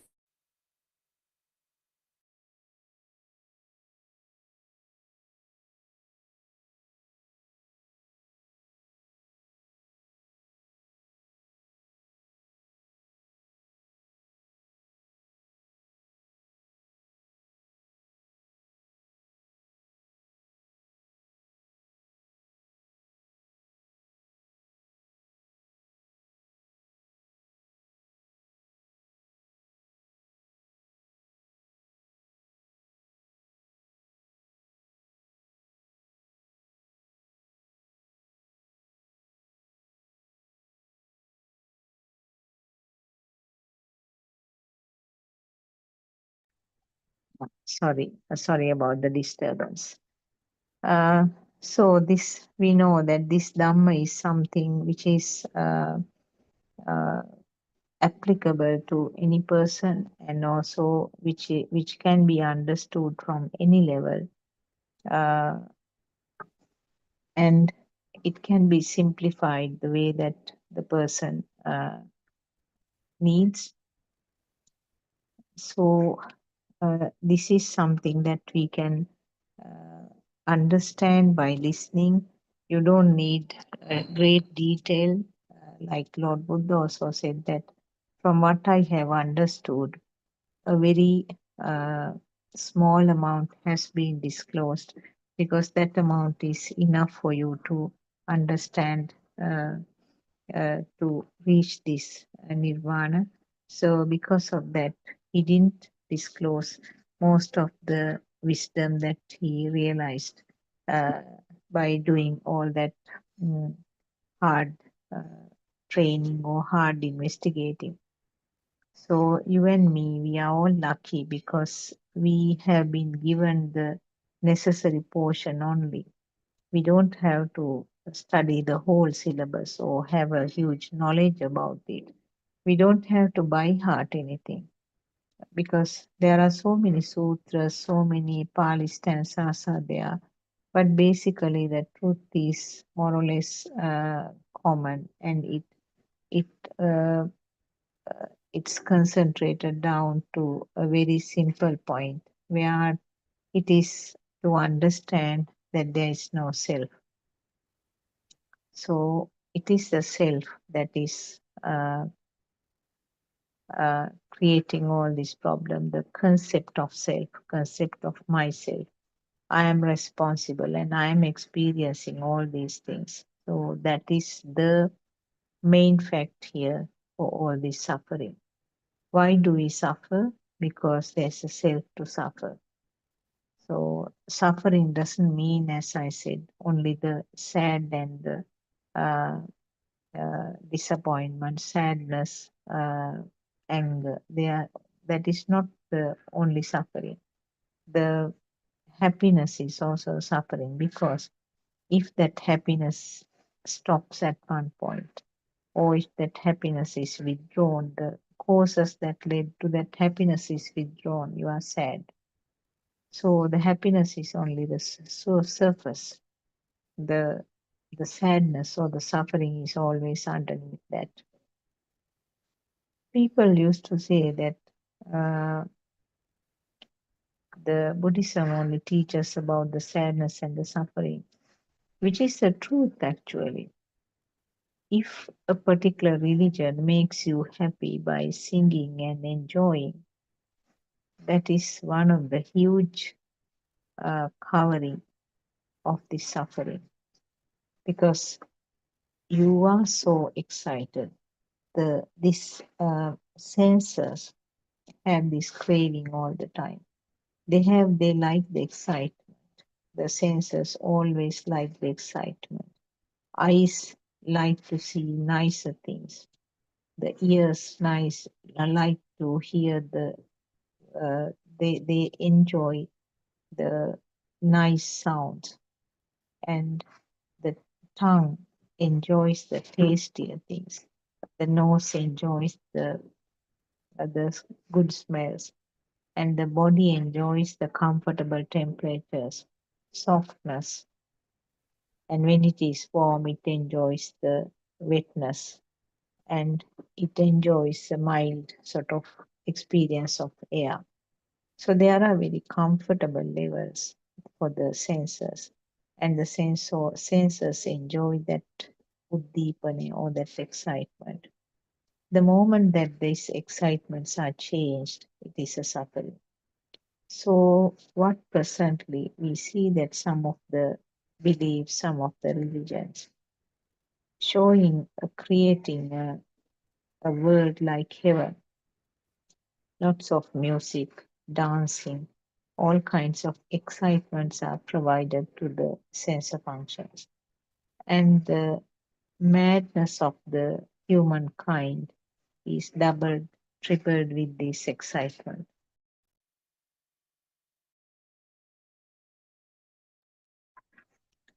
And they make use of that madness. These religions make use of that madness of the humankind. And I'm talking only about the humankind because there's no point of talking about the animals because anyway they are unable to understand this truth. So these are actually uh, very sad things to witness because Lord Buddha said that humankind or the living beings are behaving in a mad way. They are going behind the excitement of the senses. And the different religions make use of this nature, natural way of these senses. And that is why the people are drawn towards, attracted to such teachings because just a very temporary feeling of excitement, temporary feeling of happiness is given there. But we have to wake up to the reality. We have to understand the deep bitterness underneath. That is why Lord Buddha was trying to show that bitterness which is hiding underneath. And if you do not understand that bitterness, this life cycle will continue to another life cycle. We don't know where we are going, and there's no wise person to tell us where we came from and where we are going. Lord Buddha's time, Lord Buddha could see it very clearly with his super wisdom. He could see so many births before what happened to this system, and he could see what is going to happen to this system next, or maybe so many births in future. So knowing that, he could explain in a better way. Now we do not have that help. We do not have that uh, ability to know what happened to us in the past and where we are going in the future. What we all know is something that we are experiencing now in this birth, which is obvious to us. So when it is obviously we can see, we can experience what is happening to this system. This is the best moment to take the necessary action. So therefore, trying to understand this Dhamma, how these thoughts are formed, how this mind is functioning, how this mind is manipulating this physical body. These are the things that we have to learn from the Darshana. And it very well tallies with the most of the scientific things that has been found so far. But we know that the science is well behind. But so the science is something that can be explained with using the material things. But the Buddhist teaching, what Lord Buddha found out, is not something that can be shown with the material equipment. But it is the mind which is sharpened, which will be able to focus on this and then identify what is really going on. So, if I brief what we were talking, uh, Buddhism is completely a different thing. It's a philosophy where the self understanding has to be done. The the noble friend will show the pathway, uh, will help you to get back to the track if you are deviating from the main track. But uh, when you know the pathway, when you know the destination, when you are helped with uh, moving to the wrong tracks, what else can the noble friend do? That's all even the Lord Buddha could do. And there were people who took the maximum usage of that. There were a handful of people, even at that time, who couldn't make use of that valuable teaching and the guidance. So same thing happens even today. Even when we try to give this Dhamma message to some people, they are not ready. Either they deviate and go to some other more easier teachings, easier sermons to understand. They don't try to use their own mind and explore these facts. They try to go for the more like material type of offerings, hoping that the punyabhi sankara will come for the escape all the time. Uh, and there are some people who even try to have doubts about these teachings, which is called vichikicha. So that category also will lose this beautiful opportunity. And some people still they follow, but still they find it difficult to understand. But of course, they have turned to the correct side. even if they have not entered the stream, they have turned to the correct side. So at one point, they will be able to understand what is explained in this Dhamma. So what we request is that don't stop by listening just one or two sermons of Buddothpado. Listen to more and more Dhamma sermons. Uh, for the English speaking community, that this we always mention www.wisdomofasia.com is the website. www.wisdomofasia.com. This is in English medium, and you have a lot of scientific evidence also in this website. So you can uh, go to this website and try and see what information you can get from there. And for the people who can understand Sinhalese, the main website is www.buddothpado-dhamma.com. www.buddothpado-dhamma.com. Dhamma.com. So that is the website for the people who can understand Sinhalese. So from these websites, you will be able to get a lot of contacts and a lot of other details also, and continue to listen to these sermons. If you are speaking English language only, then different speakers will be talking in this series uh, throughout the day until 10 p.m. Sri Lankan time. So whenever it is convenient, you can join. And anyway, these are in the YouTube, so you can listen to it later on. We can assure you that you have turned to the correct side, because nowadays there is a great difficulty in finding out what is the correct teaching in Buddhism.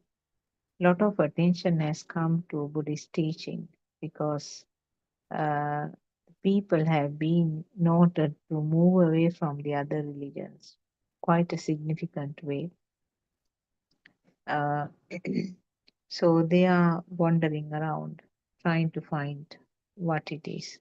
And there are lots of cocktail type of teachings in the social media, mixture of various types of religions, taking a little bit from Buddhism and taking little bit from here and there, and adding their own experiences, adding their own way of understanding.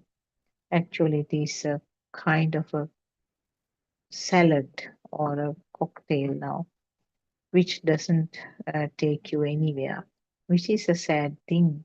But uh, because of this technology, you can't control these things also. And a person who has no idea, who is coming blindly in search of this, sometimes fall into these traps. So the original Buddha teaching is there in the Pali Sutras that has been maintained up to this time. So a person who can understand Dhamma from these Pali Sutras will get the real spirit of Lord Buddha's teaching. uh, so what we advise is to continue listen to these Dhamma sermons. You may not understand anything at the beginning, but do not get disappointed. We all had that problem. We all felt that it was difficult at the moment, but more you hear, uh, more you sometimes repeatedly listen to the same sermon, will shed some light to your path. Uh, so don't get disappointed and don't stop just by listening to a couple of sermons. Continue for a while and see whether it helps you with your burning desires, whether you have some change in the way that you are reacting to the world events. And the most important thing that I want to reiterate is that there is no person here. Dhamma, Buddhist Dhamma, is a no self Dhamma. There's no self here. It's a process, it is a mechanism, it is a system which is functioning. The power which is moving this system forward is labeled strongly as myself. So I have come to the ending of my sermon. This part. Mm, I worship Triple Gem with the greatest respect. I worship Aryan Mahansi, our noble friend, for all the guidance that he's giving to us. Thiruvan Saranai Aryan Mahansa. And may all our friends who are listening be blessed by Triple Gem. May our friends who are helping with the technology be blessed by Triple Gem. Thiruvan Saranai.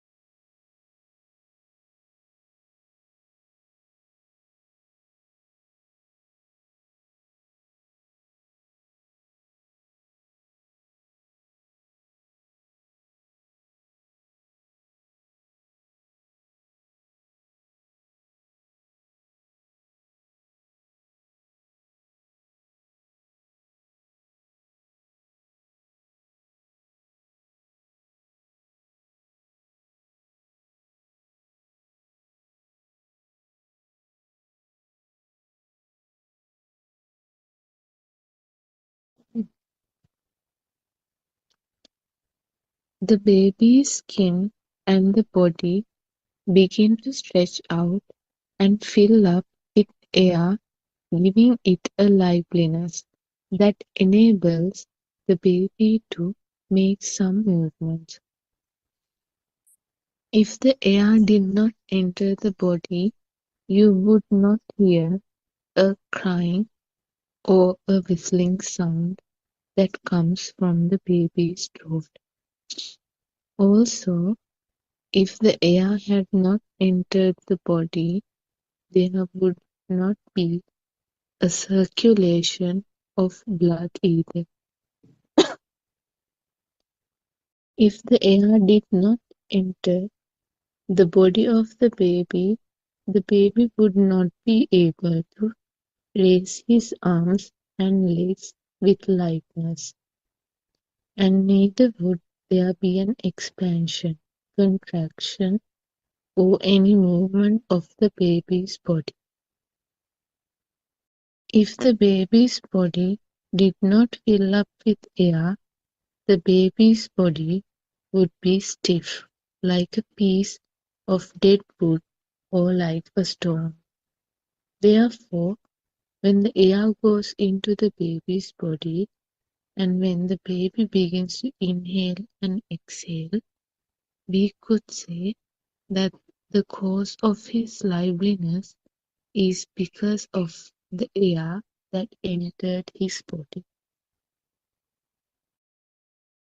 As a result, the six senses and the skandha, five aggregates, begin to form from the time the breathing begins.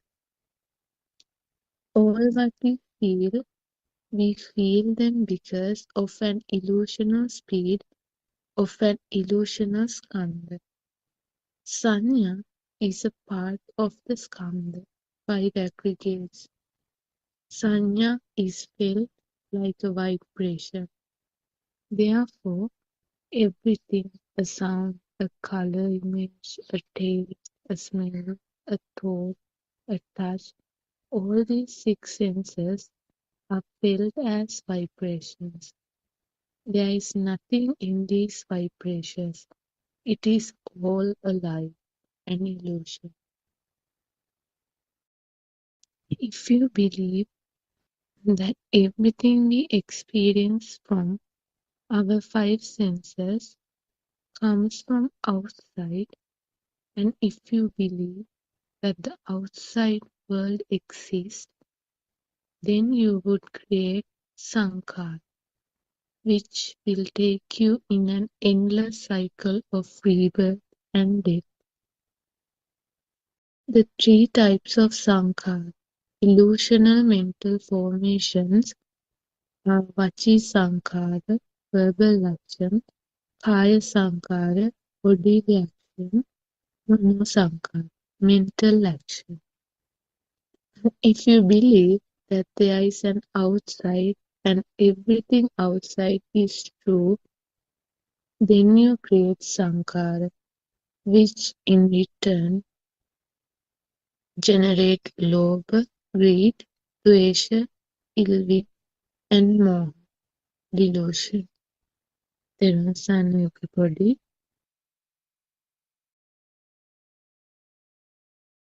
Everyone, Sarnai Shani. We pay homage to our noble friend, Buddothpado Aryan Vanse. Everyone, Sarnai Dhamma friends. This is Buddothpado English Zoom discussion. In this forum, we help you to understand the illusion of the world, the outside world, and your very existence. Do you know the rapid speed which creates an illusion and takes you in an endless cycle of birth?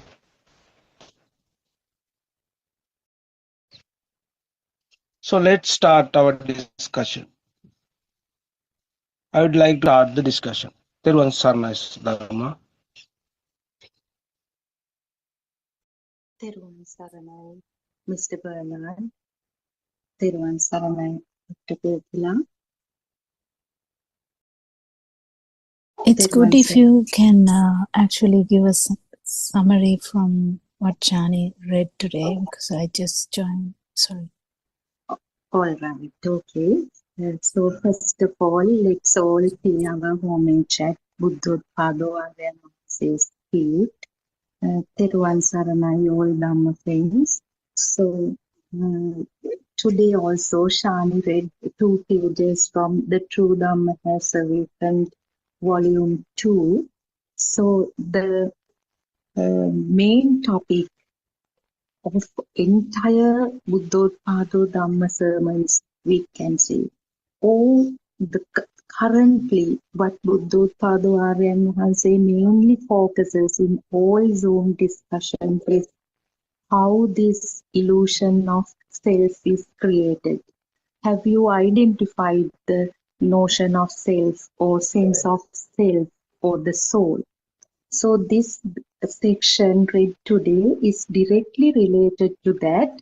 It is another dimension of creation of the self in relation to the birth in the conventional world, birth of the child, and how people say that that is not a stillbirth. The child is alive because it clearly says how this uh, inhalation and exhalation or the respiration happens. It is also a natural process due to actually I cannot find the proper word for that due to a certain difference in air pressure. Maybe Dr. Kokila can use the proper word for that. That airflow through the uh, nasal cavity enters into the trachea and the lungs. It is a natural phenomenon. And then onwards, the body functions, the body movements, all these types of actually basically the lightness of the body movement of the child is highlighted here. It happens due to this airflow. And what happens is ignorantly in the mundane world, okay, the child is healthy, child started to breathe. That is the first, actually, that is how we see, how we, like one who doesn't know this mechanism, actually the pure truth looks at it from to say to analyze this natural phenomena as the child is healthy, child is normal, the baby started to breathe, and so on and so forth. So actually we can connect it to the previous days Dhamma points also, because they are also what Aryan Wahanse highlights in this section is understand that everything is nature. Now this entire universe is nothing but energies. Sadly, human eye cannot capture the vibrations, energy, but an fully enlightened, fully aware arahant can see through each and everything. So that is where the role of this spiritual teacher, noble teacher comes to play. Actually, how he becomes the savior of the mankind. So he mentions gravity. Now there is something, some power. We can't say something power called gravity, but only clue to understand there's gravity is that things people are on the ground because if you jump, you come back to the ground. If you throw something up, it falls down. So, so we know that it is gravity. There is some power. So similarly, this power generated through the mind creation in the sense thought creation, this mechanism behind the sensory faculties. So that power is mistakenly taken as the self. So the other point that I wanted to mention here is that the law of nature.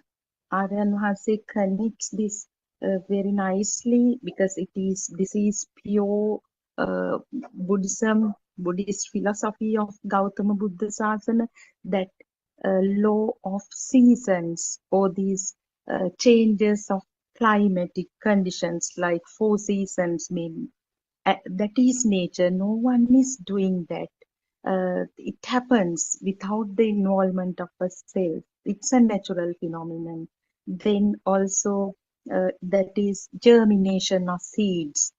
Plants, if a seed of a particular type of tree falls on the ground, it absorbs energies from the ground, and it grows into a huge mass of these four great elements ultimately, although we say it's a jack tree, mango tree, whatever, it's a huge mass of, again, uh, after, I mean, gradually, if any entity is subjected to decay, so it again becomes that energy finally.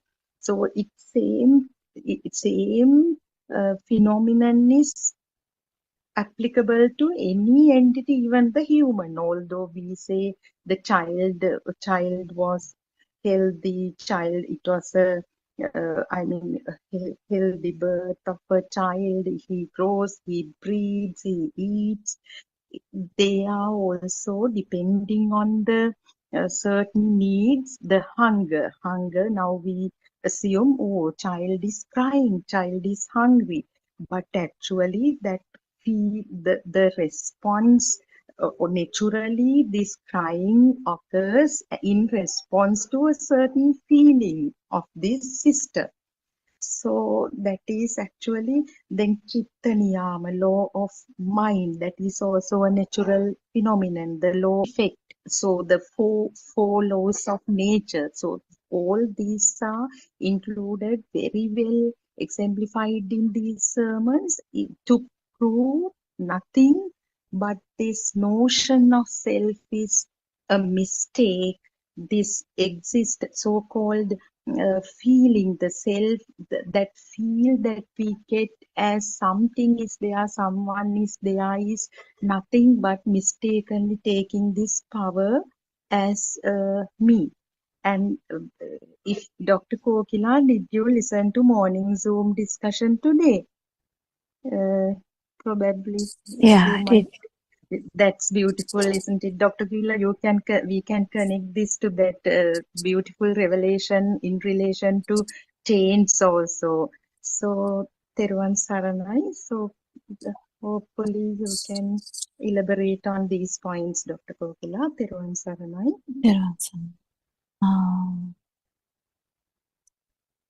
Actually, before the tense thing, I would like to add something to the discussion that you did. It's an add-on. It's just to add. So we can think about. I think I have tried to tell this before.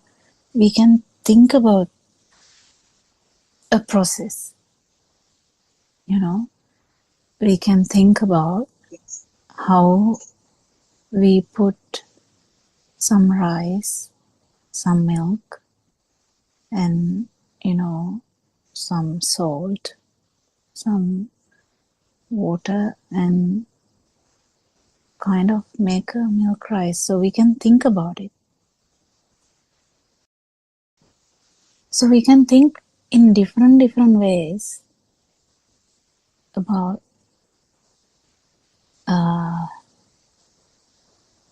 how, what happened to the baby, what happened in the childhood, what happened in the adulthood, what happened now. We can think about it. But when you say jnana, you have to remember it's not only thinking about it, because if you're thinking about it, it's not going to stay, because this dream, this human dream we have at this moment, for some kind of years we talk about, will just end. Whatever the experiences are in that vibration, self-vibration. Everyone. So what I'm trying to say is, we just need to realize that we can comment on anything. We can comment, oh, this is the baby. This baby must be having this kind of feeling. and now this baby is getting bigger, so baby must be having this kind of feeling, or now the mind must be there, now this baby must be seeing this. So that kind of thought process is okay, because we need to understand this first with the thought. But main important thing is to actually be able to feel it. So that's where always the challenge is, to feel this. But if you have the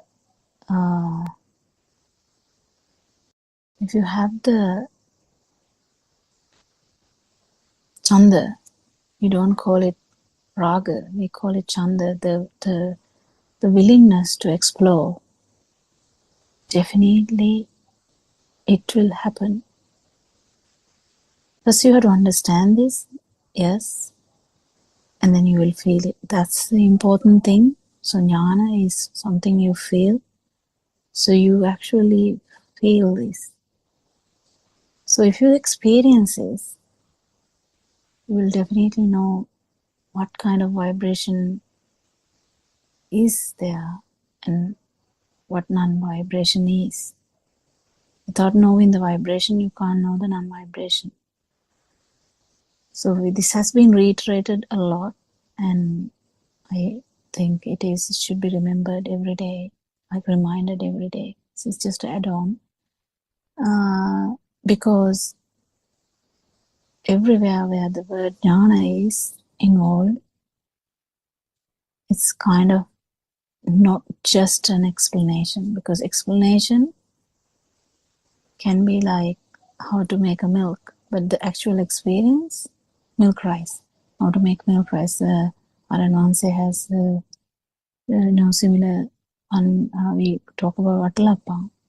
I think something else. Can't remember what is that. You get the letter to make something, and it's all written down there. You can think about it also. You can plan about it also, but you can't experience it unless. And even if you experience it, you might make the complete different one, and your mother might come and say, "What have you made? What is this? This is not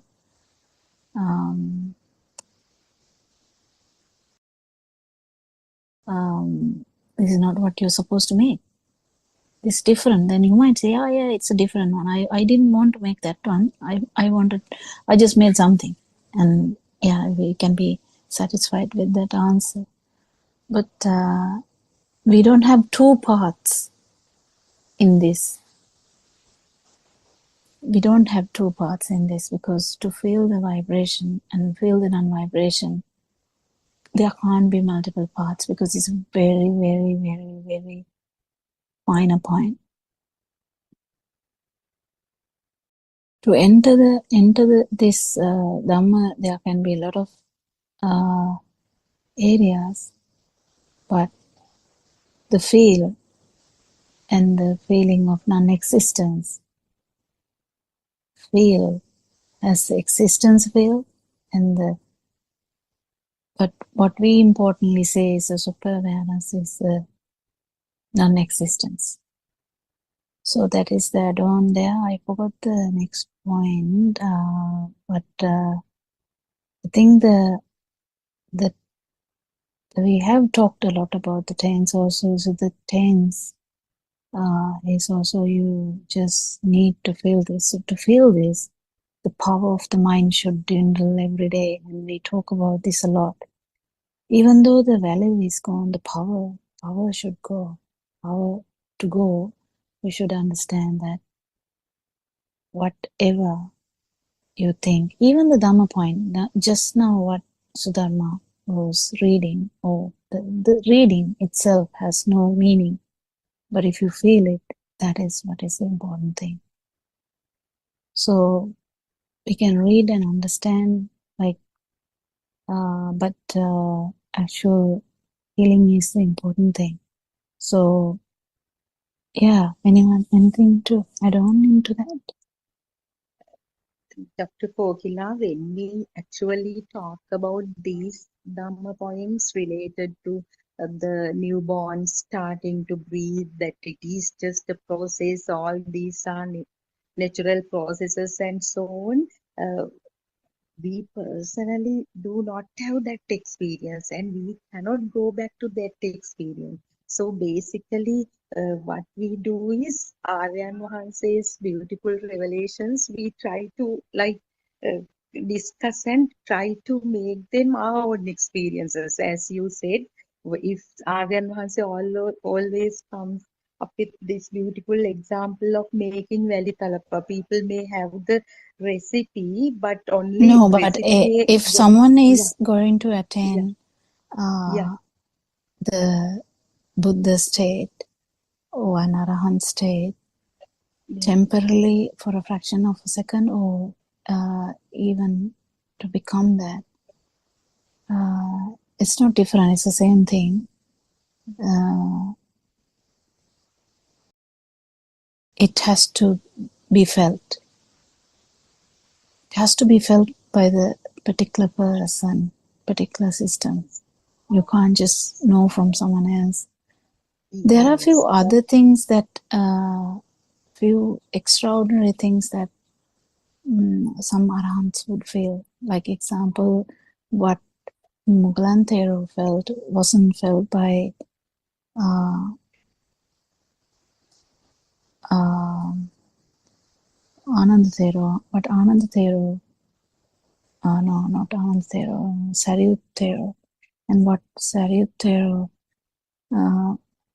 may have the idea, may have not be the idea Mughal Thero feels. So the feeling, extension of the feeling can be different, but the non-self perception or the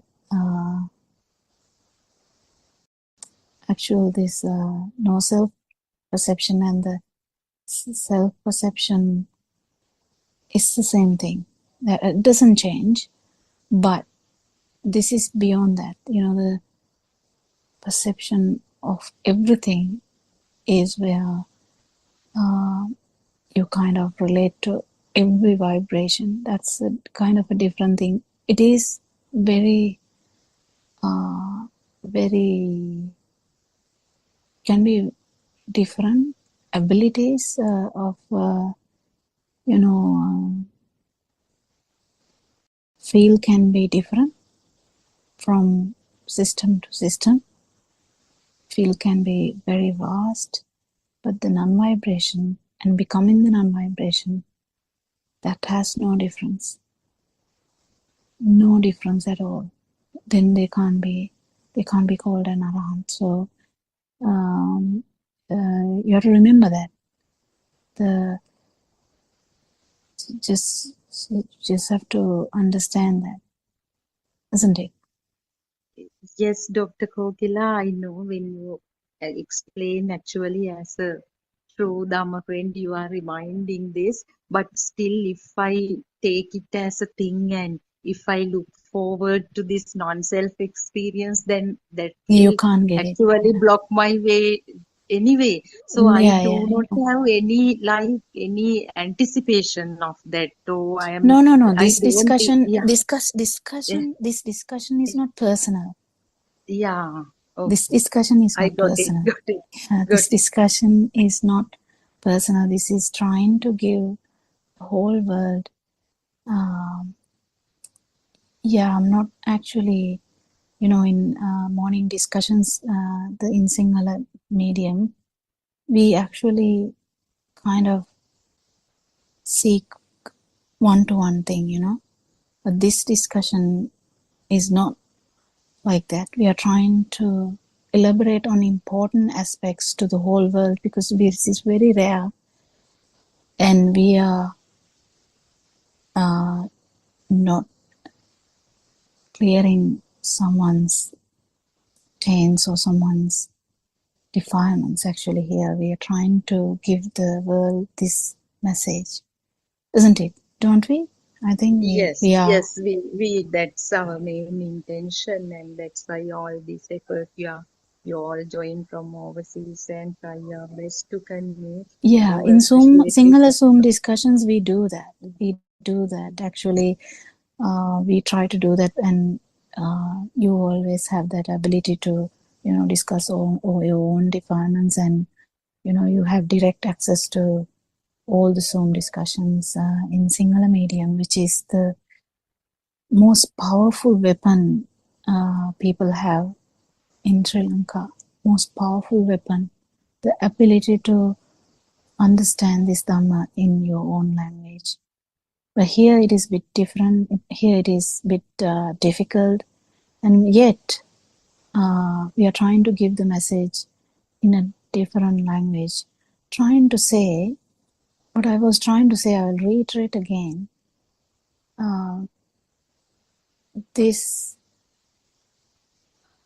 Dhamma is we think about Dhamma first,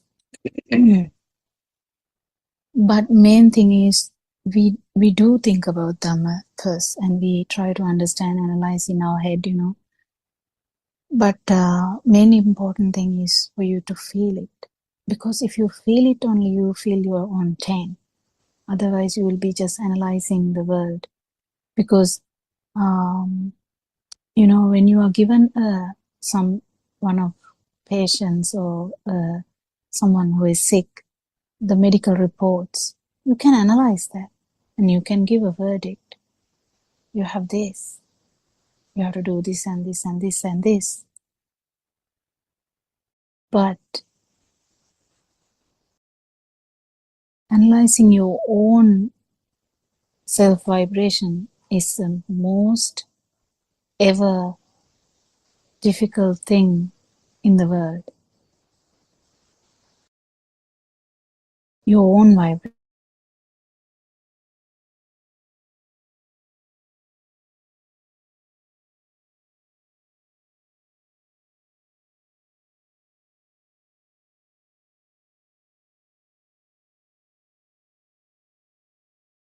It's kind of but actually, if you have done it, if you're doing it to your own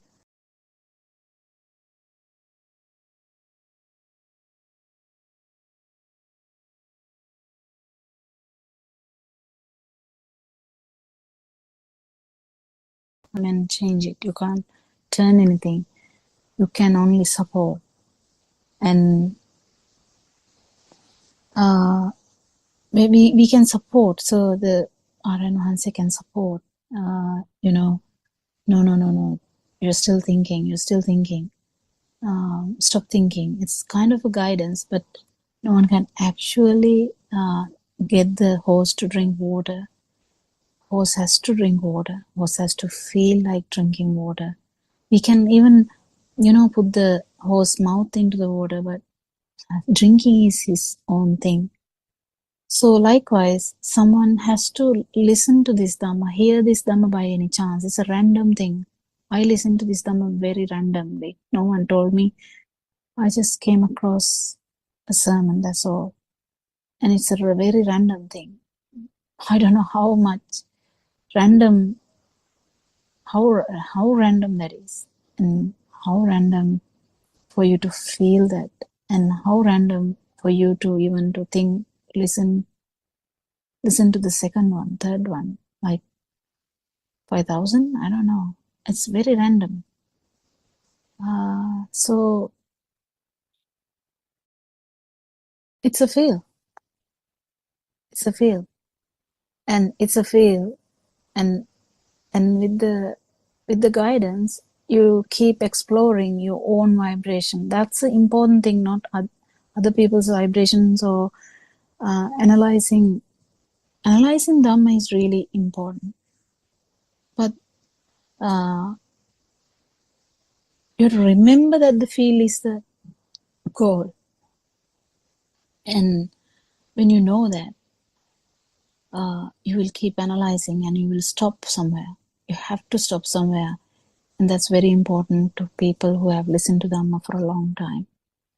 When to stop, you can't decide. That's again like getting the horse to drink. You can't stop forcefully. Someone has to realize that whatever thinking I do, even if it is the correct Dhamma path, you're thinking and analyzing in the correct way, exactly 100% correct way now, still that's not going to make your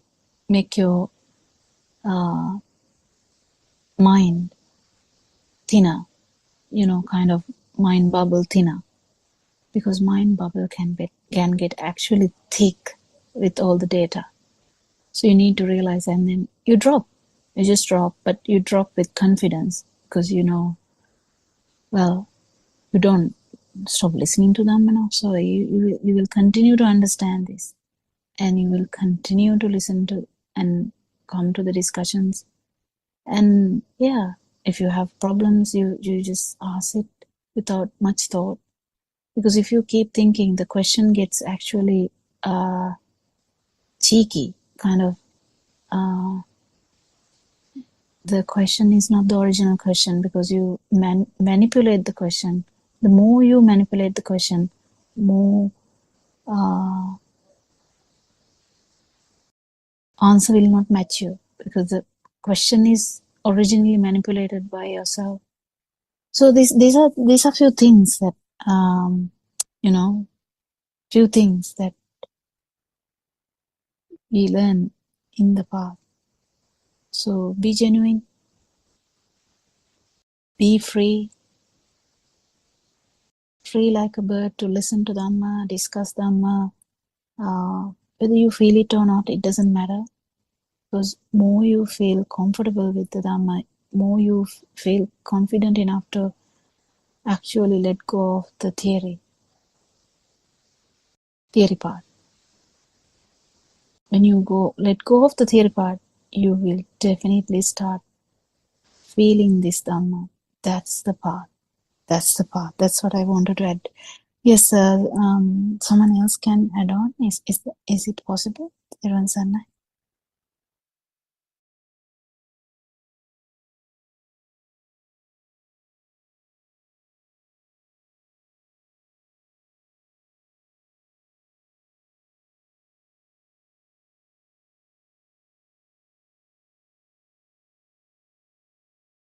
Thervan Saranai, Dr. Kokila, those reminders are very beautiful for everyone. Even though someone has listened to them for 2-3 years, or someone has just found it randomly, as you say, these guidelines, these are kind of self-evident things that you all share, self-evident experience. So, that is the uniqueness of Buddothpado, this entire not just sermons, entire Buddothpado uh, doctrine. We can't say doctrine, it's anyway Gautama, reawakening of Gautama Buddha Sasana. So what happened in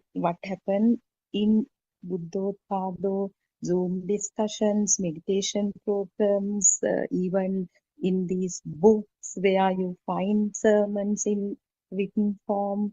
Uh, this is what happens. The people who are in different levels of the path, uh, together with Aryan Wahanse, who has fully realized this, help each other and embark on one single journey to nothingness. Started the journey with the self and gradually dropping the self, and so that is the ultimate goal. But we can't say it a goal even, as you said. So that's very beautiful. And feel or non-self experience or whatsoever, Dr. Kokila, what we can do is to gradually explore this and try to see through the system and leave everything to the system. The more the self gets involved in finding or to complete the journey or attain a certain state, a certain level, it would delay it and you end up nowhere or you get lost. So uh, the thing is understanding that this is a system. That's where what I wanted to highlight, actually the reading also basically the summary essence of the section read was that birth of a child is nothing but it's a natural phenomenon. Everything that happens, they are also natural processes. No one is doing that.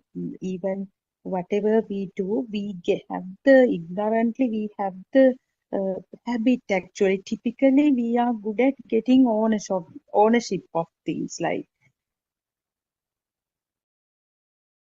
Mm. Yeah, yeah, true. Yeah, that's why I was trying to add that point because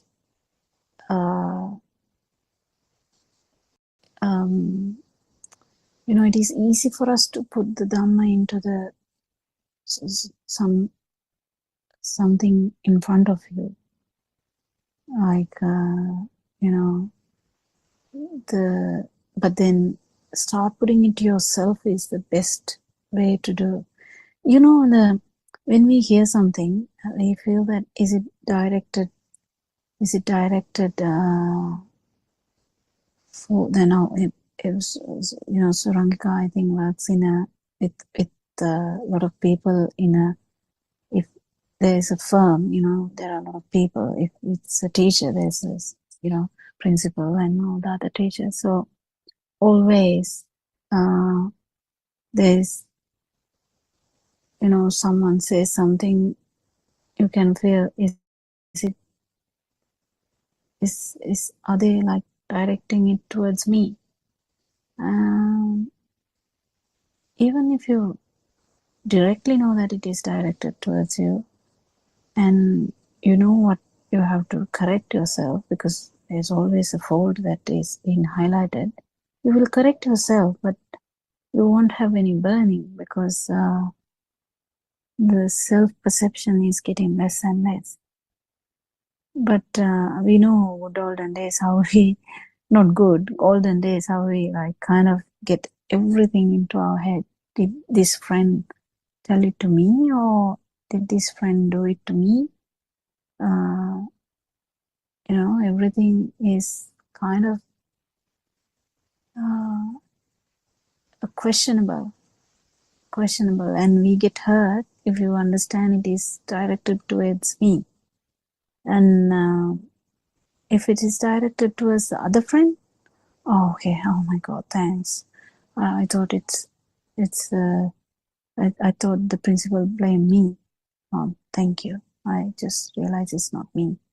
You have like a sigh of relief. So the little things, the day-to-day things will show you how this self-perception works. Might not even give you a burning, but how self-perception works. Self-perception is a very subtle thing. It's a very subtle thing. It becomes subtle day by day when we hear them also. So you need to be very, very vigilant enough, like being a vigilante towards yourself. Vigilantes are usually, looking for other people's wrongdoings. Vigilante is never going to be a vigilante to yourself, but here, this vigilante is checking how self-perception works and actually laughing at that. The self-perception is actually, very, very powerful sometimes, and even if it's not powerful, it is there and you realize that. And every day, you will see the gradual, the boss will be telling something and you will get the message. You will say, don't do this way, and you will definitely stop doing that this way. But there's no burning because there's no one to actually get the blame. So it's very difficult to understand this Dhamma. But the message is point it to yourself. Point it to yourself all the time. Try to point it to yourself all the time. And but this doesn't mean checking every thought, this you will realize that the non-burning times you don't have to check anything. It just whatever the things that, but this gets the fine tuning. When fine tuning happens, you realize, wow, I didn't even think about these things before. When the fine tuning keeps happening, that's the important thing.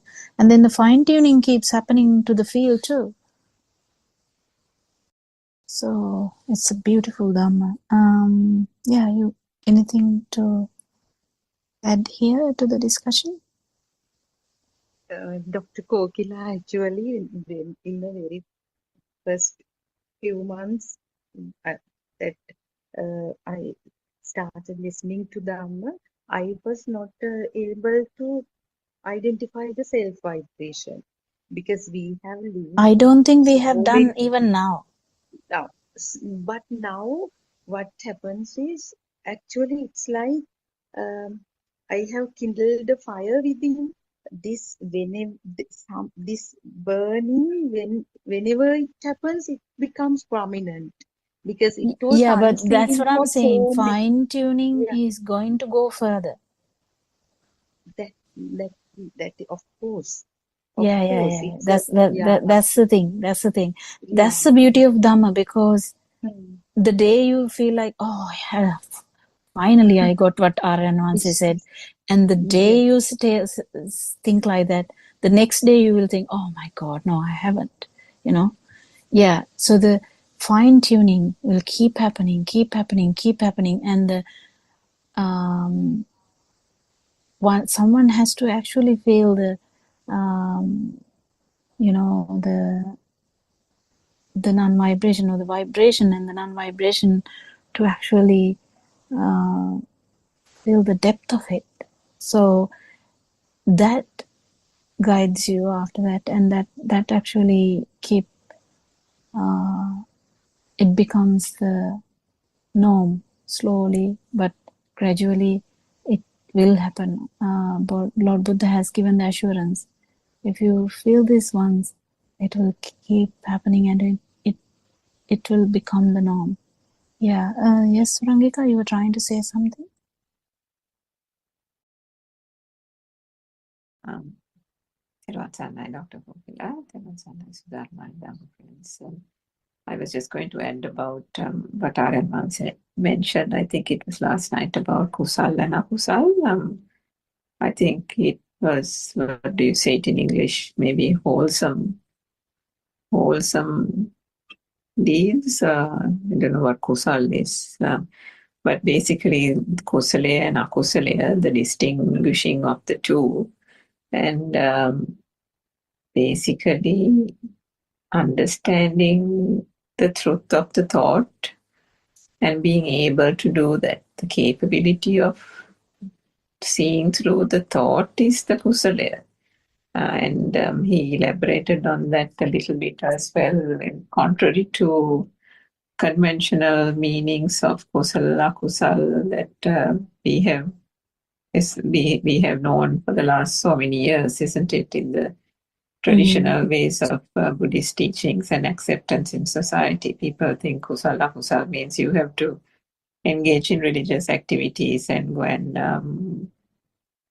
offer flowers and offer alms and various things to temples, have katina alms givings and various things like that. So basically material stuff, offering and giving away of material stuff, and then therefore you are trying to be less selfish and so on and so forth. That was the interpretation or the definition given to Kusala Kusal, whereas in this Lokottara or true Dhamma philosophy, the Kusala is actually seeing through the thought itself, understanding that the thought and the object, the stimuli, is of no value whatsoever. It is something that is so difficult for the conventional society to gather, isn't it? Which is why the Buddha has said that only a handful, or if one says that, the little dirt that gets trapped under the fingernail of a person's finger, that's the such a tiny number of people who actually become stream enterers or so on. So you can imagine from the billions of human beings and species, which are more than billions. It's just that the dirt trapped under the fingernail is the infinitely small amount of people who are going to actually understand this. One can imagine from that how difficult it is to be able to understand this whole process, how it works, and not get entrapped with the mind, isn't it? Which is the thing that keeps us in the samsaric cycle. So that Sabba Papasa Karanang, the stanza, and Kusalasa Upasampada, Sachitta Pariyodapana Etam Buddha Anusasana. So Sachitta Pariyodapana means understanding the thought by applying the true Dhamma philosophy, how that comes about and so on. And then being able to conquer the mind is such a challenge, but that is where the skill lies in the person, or the person who's actually embarking on it, and the perseverance, the aptitude for it, and so on. All that, the application and having the right view, having the right perseverance, and so on, and the right reflection and the right time, all that is so important to gain that skill, and that is the thing that then will allow the person to persevere towards the liberation of the mind. So just wanted to mention the kusala thing. The other thing I was trying to say, I think 2 days ago, was there's just an incident in my workplace. There was a lady, a friend I work with, whose mother passed away, and she went off, I think, to the UK and came back. So after a couple of weeks, I spoke to her the other day. And so I said, how are you coping, and so on. And then she said, the morning session is fine. She keeps herself occupied. But then towards the afternoon, when the work kind of dwindles down, that is the time that she finds it difficult to cope. And I said, and because what is the coping there? The coping is the mind. The thoughts now start pressing down and becomes very burdensome, very heavy. The thoughts of her mother, the dead mother, and all that becomes unbearable at that time. So what is being done in the morning? Happily one embraces work because it is a distraction, isn't it? And that is what is trying to temporarily keep those other thoughts in abeyance without actually understanding the thoughts. So this is how the conventional society exists. And we have talked about this in so many Zooms, that people who have no access to the Dhamma, they just latch on from one stimuli to the other stimuli. And if one stimuli or one object is going to give them grief, or is giving them grief, then they move on quickly to something else which is more joyful and more happy, and do not dwell on the sadness or want to understand the sadness as to what is causing the sadness, what is causing the suffering. And R.M. Master says it is the person who actually experiences the suffering who will want to find an end or a salvation from that suffering. But that does not necessarily happen to those who have, unfortunately, probably no access to the Dhamma. And sometimes they are not prepared, they are ill prepared to even understand the basic concepts of this Dhamma, isn't it? So it is quite unfortunate, and I suppose that is the very purpose of these English Zoom discussions, that we are trying to spread this beautiful message to the Western society, whoever who can take it, whoever who is blessed and fortunate enough to be able to reflect on these key points and think that everything and the peace and the salvation and the tranquility or the calmness lies within oneself. The nirvana is here to be reached and accessed in this very moment. If one can see through the thought, see through the mechanism, understand the senses, and understand the the sense of I that was given so much value to is a non-existent thing. So of course I explained a little bit on the true Dhamma philosophy, and it was she found it so beautiful, and she said she was going to dwell on it a little bit and think and reflect a bit, and was very grateful about it. But the example I gave was to say that the difficulty that people have and that the suffering that they undergo, all because of not knowing their own mind, not knowing, I say there, but just understanding the mind. And that is the crux of this true Dhamma philosophy, which if one keeps on applying oneself, coming back to the kusal, that is the thing that would then pave the way to liberation and on the marg, and the to path, add that isn't it? to Surangika, I think understand the mind as well as to understand this power which drives the mind, isn't it? Because the five senses and the six senses, the five senses, there's always a sixth sense which happens like the mind. It's a natural process, but the power which is the one which drives this, into different vibrations, like not the different vibration, different frequencies, how this changes and how this will never end. Kind of this, the power is the actually understanding the mind as well as the power behind it. What is actually happening? What is the suffering? Because there's no multiple suffering. Actual suffering is, there are three sufferings, Lord Buddha said. I don't know how to say that in English, but the suffering, the normal suffering we know, like losing child, child's death, or husband's death, or wife's death, or parents' death, or something like that, or your own illnesses, cancer, or losing a leg, or whatever. So we feel some sadness. 100% we feel some sadness, but then it goes on. There is some sadness. There is some suffering in another deeper level too, when there is the mind itself, and then deeper down there's a kind of another level too. So the more you keep understanding this, more you understand where did this power come from? Why are we needing the next one, the next one, the next one, the next one, the next one? That's not normal. Everything else is normal. That's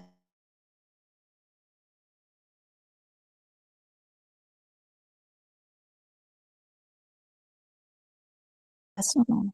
That's where we keep understanding. This power is the power which gives you the power to vibrate. That kind of last thought. Give that kind of power where if there is any similar vibration somewhere, it can telepathy or synchronize similar vibration and synchronize to it. And the idea is the whole thing, the whole samsara, whole experiences. That's what Ranwansi was. He said a lot in the morning, but the one part of it was, this one particular vibration has the whole thing, and to feel it is,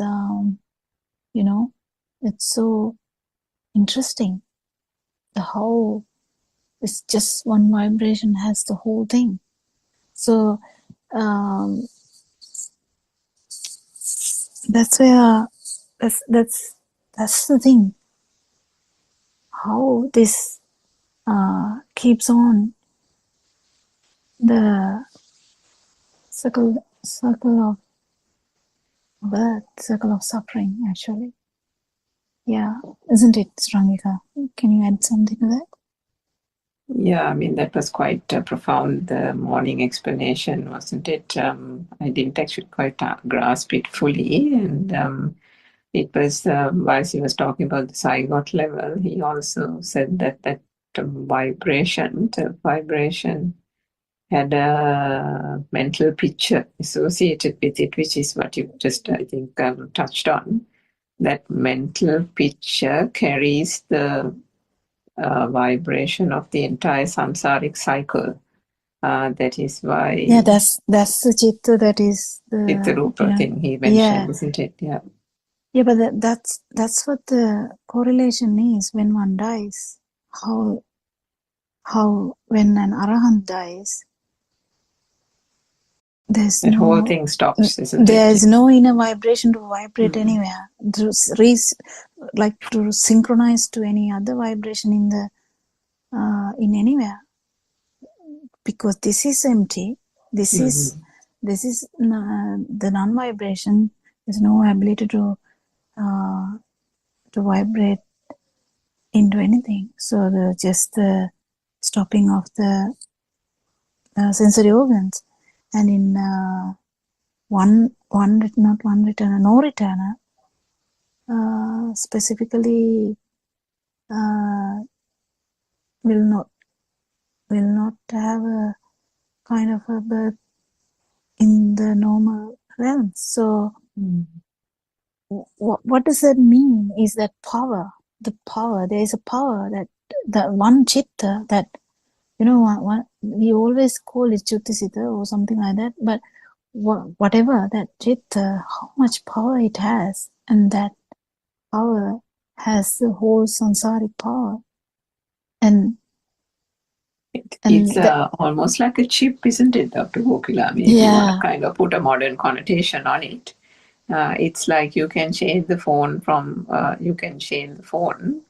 but if you carry the memory chip or whatever it is, and you go on from phone to phone, you break the device, you move on, and you get another one, and you yeah, something like that. Or if you want to put another modern twist, like everything's in the iCloud, and even if you lose the phone, it comes back. I mean, you can yeah, recall it, type of thing, isn't it? yeah, 100%.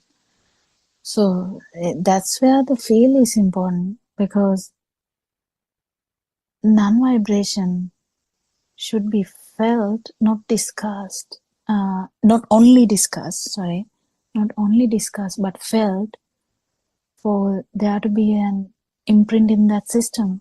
Otherwise, it's just discussed means, it's not going to have anything in that, because the mind is temporary. This human, specifically this human part, can be temporary. If you take an example, when too much vibration, you can become a dog. More than that, you can become a monkey. But then, does the monkey have all the features of the human? No. But how this keep changing. So, but that particular chip thing, or I don't know whether we can take it as like in that context, but for an example, the no self experience, if a system has that, because there's a complete effect from that experience. It's just not another experience like salt or sugar. It's an experience, overwhelming experience, where you don't feel the self like existence. So then it is kind of imprint, and that changes the way you look at the life. So that's kind of fun, because it's an experience. That's why that brings down your the whole the frequency of that vibration. And that's why it's Lord Buddha says, yeah, no vibration into lower realms. 4 realms, isn't it? I can't remember. I think 4 realms or something. Yeah. Lower 4 realms. So isn't that a beauty? Isn't that a beauty to say that with so much confidence in that? And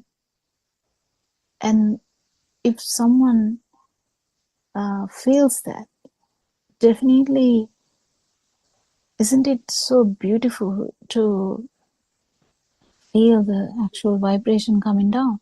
So yeah, but then still there's more. Definitely there's more, but it's so beautiful. Yeah, so it's kind of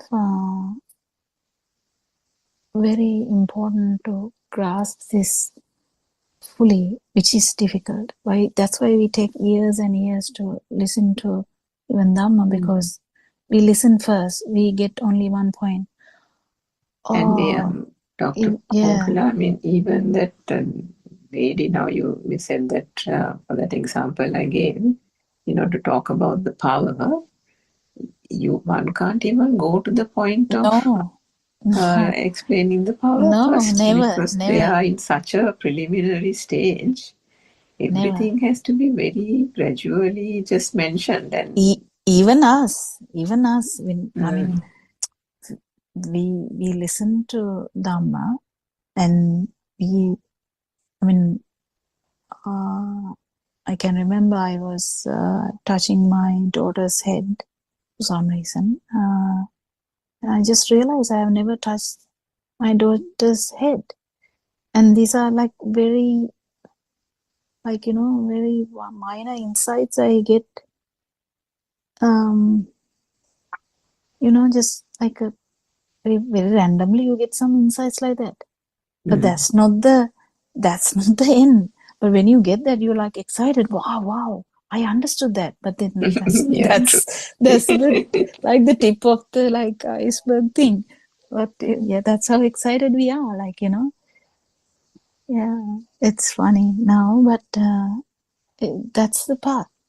We are no different, everyone. Like, we were not suitable to listen to this Dhamma, but the most important thing is not to give up, even though you might not be able to grasp everything, and it can be frustrating also, because I don't want to say, in one can join night Zoom discussion, and Aranwansi says, "Oh, you are still in the mind," and about 1 year later, he or she joins again, and if he says the same thing, you'll be like, "Oh my God, what am I going to do?" He says the same thing. Yeah, that's true. That has happened several times to me. Yes, but we don't give up. That's the beauty of this Dhamma. But the thing is, Dr. Kokila, it is so easy to give up. That is the thing, isn't it? Because the low, what do you call it? The low, what's the pitfalls? The pitfalls are so many, and that one can go into those, and then you come out of one to go into the other one, and to the other one, and to the other one, and then you talk to Asant, she says the same thing. You talk to maybe afternoon Zoom, Dr. Sakuntala, she says the same thing, you're in mind or something like that. RN Vansi says the same thing. And then like, oh my God, can't talk to anybody, everybody's saying the same thing, what's wrong with me? And it goes on and on. I can remember maybe 1 or 2 years ago, RN Vansi told me on the Zoom, he just brought this example of a chocolate, and he said, Ranka, so this chocolate thing, I mean, what is in a chocolate, right? Just a square, like a mud-looking square, mud-colored square, that is called a chocolate, isn't it? I mean, what is the big deal about it? And then I nearly gulped inside here, because that week I had had enough chocolate. But then I realized that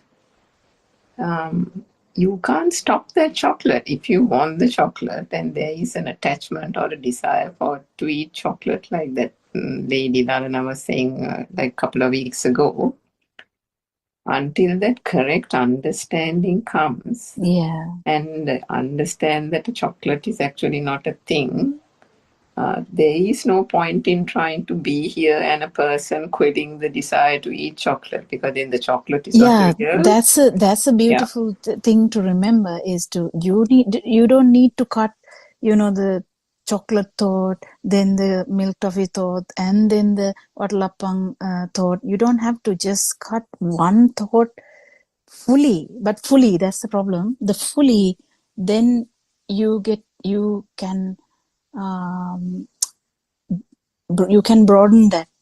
You can apply that to anywhere, because that's the mangosteen story. You can cut one.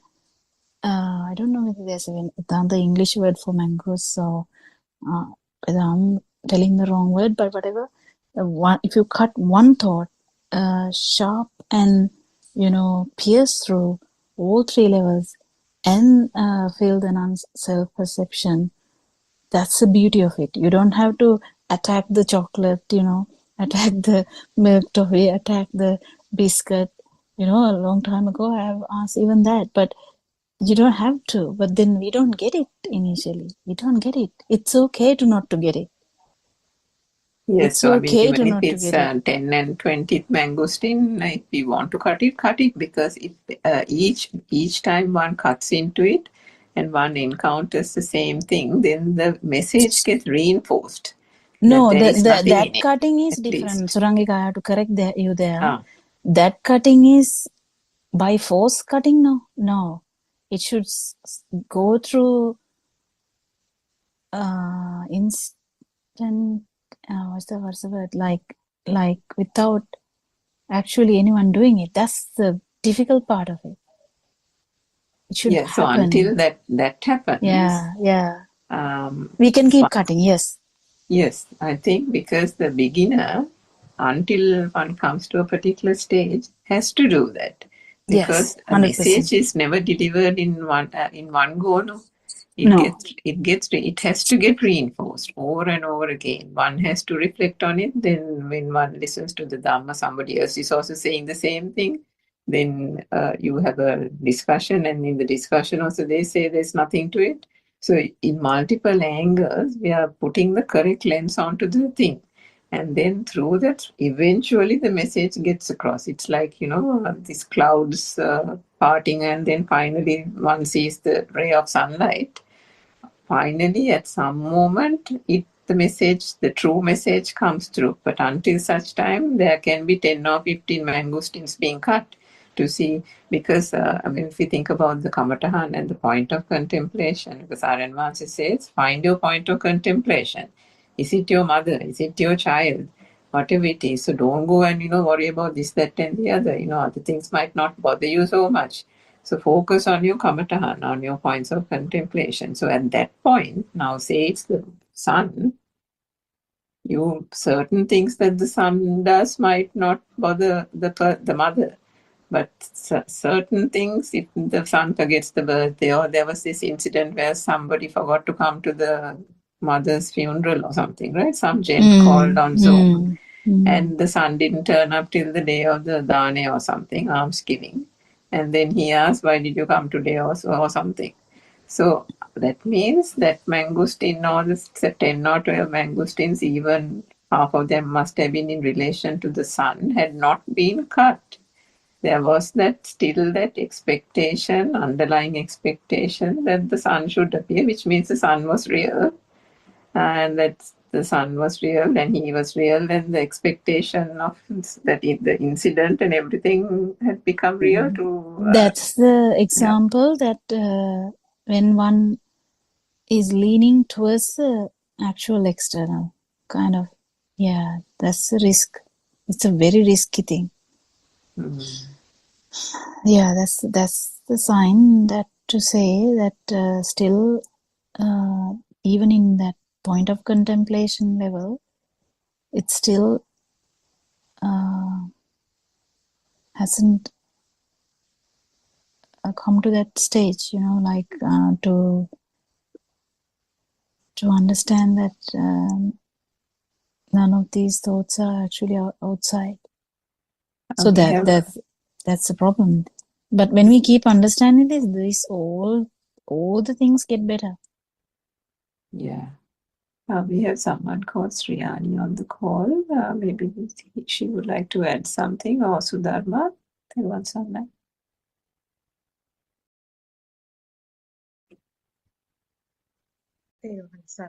Dr. Kokila and Ms. Surantika, yes, it's very beautiful. Your first-hand experience in terms of the uh, Dhamma path. And very recently, if we have time, I can also share something that I experienced. Yes, yeah. So the school got an opportunity to participate in a program at Sarnavahini. So the main task to organize was entrusted to the media unit. So it was basically about certain aesthetic items should be presented, like Eastern music, Western music, dancing, but uh, very limited like opportunities we could give to each unit. So there was a big fuss because media unit is presenting the school history. In between, they basically preferred Eastern musical items like instruments and several few instruments and 2-3 songs. So what happened was Eastern aesthetic unit is functioning really well. The teachers are so enthusiastic. They have placed at all island events and so on. So all were fighting for this opportunity. So actually, how it came as a Dhamma thing for me was now the trees also bear fruit. Trees also bear fruit, like let's say mangoes, but the tree never expect the fruit to go to Aryan Hanse or to as Buddha Puja or as to the tree of Kataragama gold, or if it falls just falls on the ground and goes rotten, it doesn't matter because it's just nature. But now, since all these people are doing well, they wanted because they were actually no teacher is going to appear in the program. It was all out of good faith, like giving the opportunity to, but they are children, dancing unit, music. So ultimately, we had to discuss with the program director and got three extra opportunities to be offered to the Western Music Unit and other 3 units. So that's interesting. Nothing happened because nothing, I mean, extraordinary. But in the world, when we encounter such experiences, so we actually, I was so conscious. I mean, sometimes, but actually I had to go to people and calm them down and talk to them nicely, appreciate their job, and I anyway made an effort to give each unit a certain opportunity. But at the same time, that contemplation came to me. It's I mean, very recently such an experience was there. So when the world was so real to us before listening to True Dhamma, we also wanted to do the same.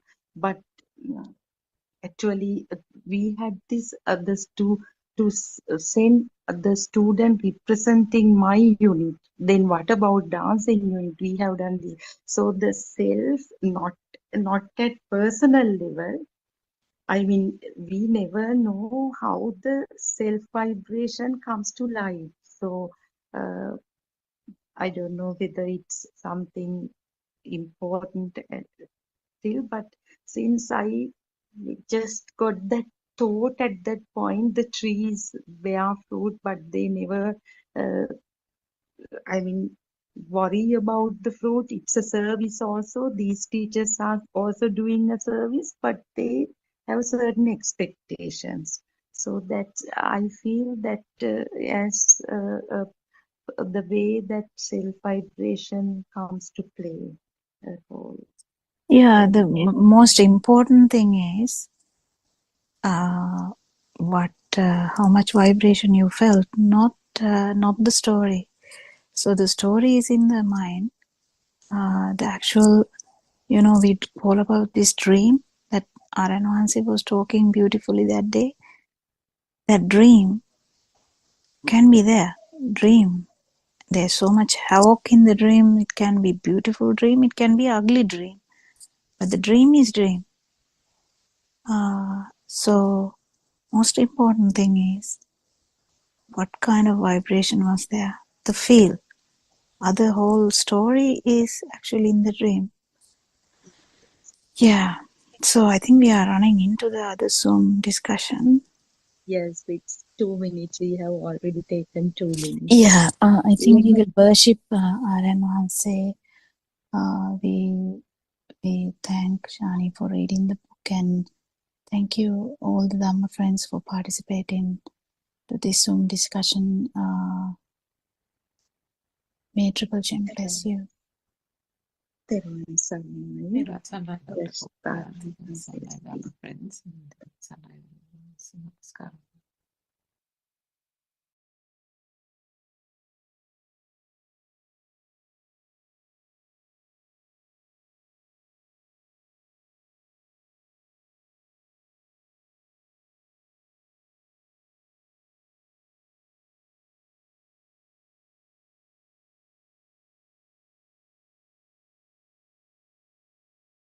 There is nothing using a language. It is impossible to teach about how to go on the path without using a language. And when we use a language to explain the path, it creates a you and a me, which is also another illusion. According to the pure truth, the person does not exist, but in order to convey this truth, this message of the Buddha, we have to use thoughts, sanya, or signals to convey it to you. This truth, this satya, sanya, are extremely complex teachings. Our language is very limited, and it is difficult to explain about the truth, the non-duality, or the oneness with words, because words contain the concept of duality. The Buddha said that the birth is the seeing at that moment, the hearing at that moment, the tasting at that moment, and you can apply this to all the six senses. The birth is when there is a stimulus, aroma, received by any one of the six senses, nothing else. Now, according to the pure truth, we know that there is nothing as death. But how is it that there is no death? In this illusional, normal, mundane world, we say that our mother gave birth to us and brought us into this world. And once we die, we are buried in the ground, and that is called death. If you really think about it, it is the death of the mind that is considered as death. Also, if the breathing stops, that too means death. If you really think about it, you would realize that every moment you feel alive, it means that along with the liveliness, the mind consciousness is also born. For example, let us see how a baby comes to life due to breathing. The moment the air enters the body of the baby, the characteristics of the Shuddhastaka, smallest unit, makes the body of the baby feel light, louder, soft and flexible, mudita, and allows the proper coordination of the bodily movement. Hammam. Everybody. Tiruvan Saranai Shane. We pay homage to our noble friend Buddothpado Aryan Nanse. Tiruvan Saranai Dhamma friends. This is Buddothpado English Zoom discussion. In this forum, we help you to understand the illusion of the outside world and your very existence. All stimuli from six senses create your world and your existence. If you feel burning sensation or suffering due to aversion and hatred, how do you find the way to freedom of your mind? So let's start our discussion. First, I would like to invite Dr. Kokila to start the discussion. Teruvan Sarnai, Dr. Kokila. There was a night. We worship our advancing and welcome everyone. May Triple Gem bless you. Yeah, I think we have been talking about this exact meaning from yesterday onwards, and I would like one of you to recapitulate how we talked about this same topic. So how this world, a kind of our, whatever the manifestation we have, which is illusory, but the beauty of this Dhamma is to understand the illusory nature of the self. Actually, not even we have to understand the illusory nature of the world, yes, but at the same time, it's the beauty is it gives you the understanding about the illusory nature of the self, because when we talk usually really good about ourselves, like we say, I'm really sure, I have heard this, I know this, I have seen this in multiple areas, or you can say I have googled it myself, things like that. So we were sure about ourselves to the extent that we can even write an affidavit. Yes, I can say this. It's me. Yes. And the beauty of this Dhamma is it gives us the understanding about the illusory nature of the world as well as illusory nature of the self, because they are together. Actually, they are same. That's the beauty. That's the actual, can't even explain how much value would it be to understand this Dhamma about how illusory this self-perception is. Isn't it, Dr. Sakuntala, do you have anything to add? Isn't it beautiful to understand this illusory It is. nature of the self as well as the world? Like they are the same, isn't it? It is, yes, Thiruvan Saranai, all Dhamma friends. Yes, actually, I wasn't there yesterday for the discussion, but from what you kept summarized just now, uh, what is meant by world is something that we have to think about. World is sort of composed of all the materialistic stuff. We include the trees, houses, maybe vehicles, the family members, sun, moon, stars, everything are components of the world. And what we didn't realize was that all these are thoughts. Thought means something that was constructed in the mind. So when we sort of look carefully about these thoughts, underneath each thought is a field only. These fields are experienced, or fields are created at the sensor level. Sensor means that action of seeing or hearing. The So power. only power, yes.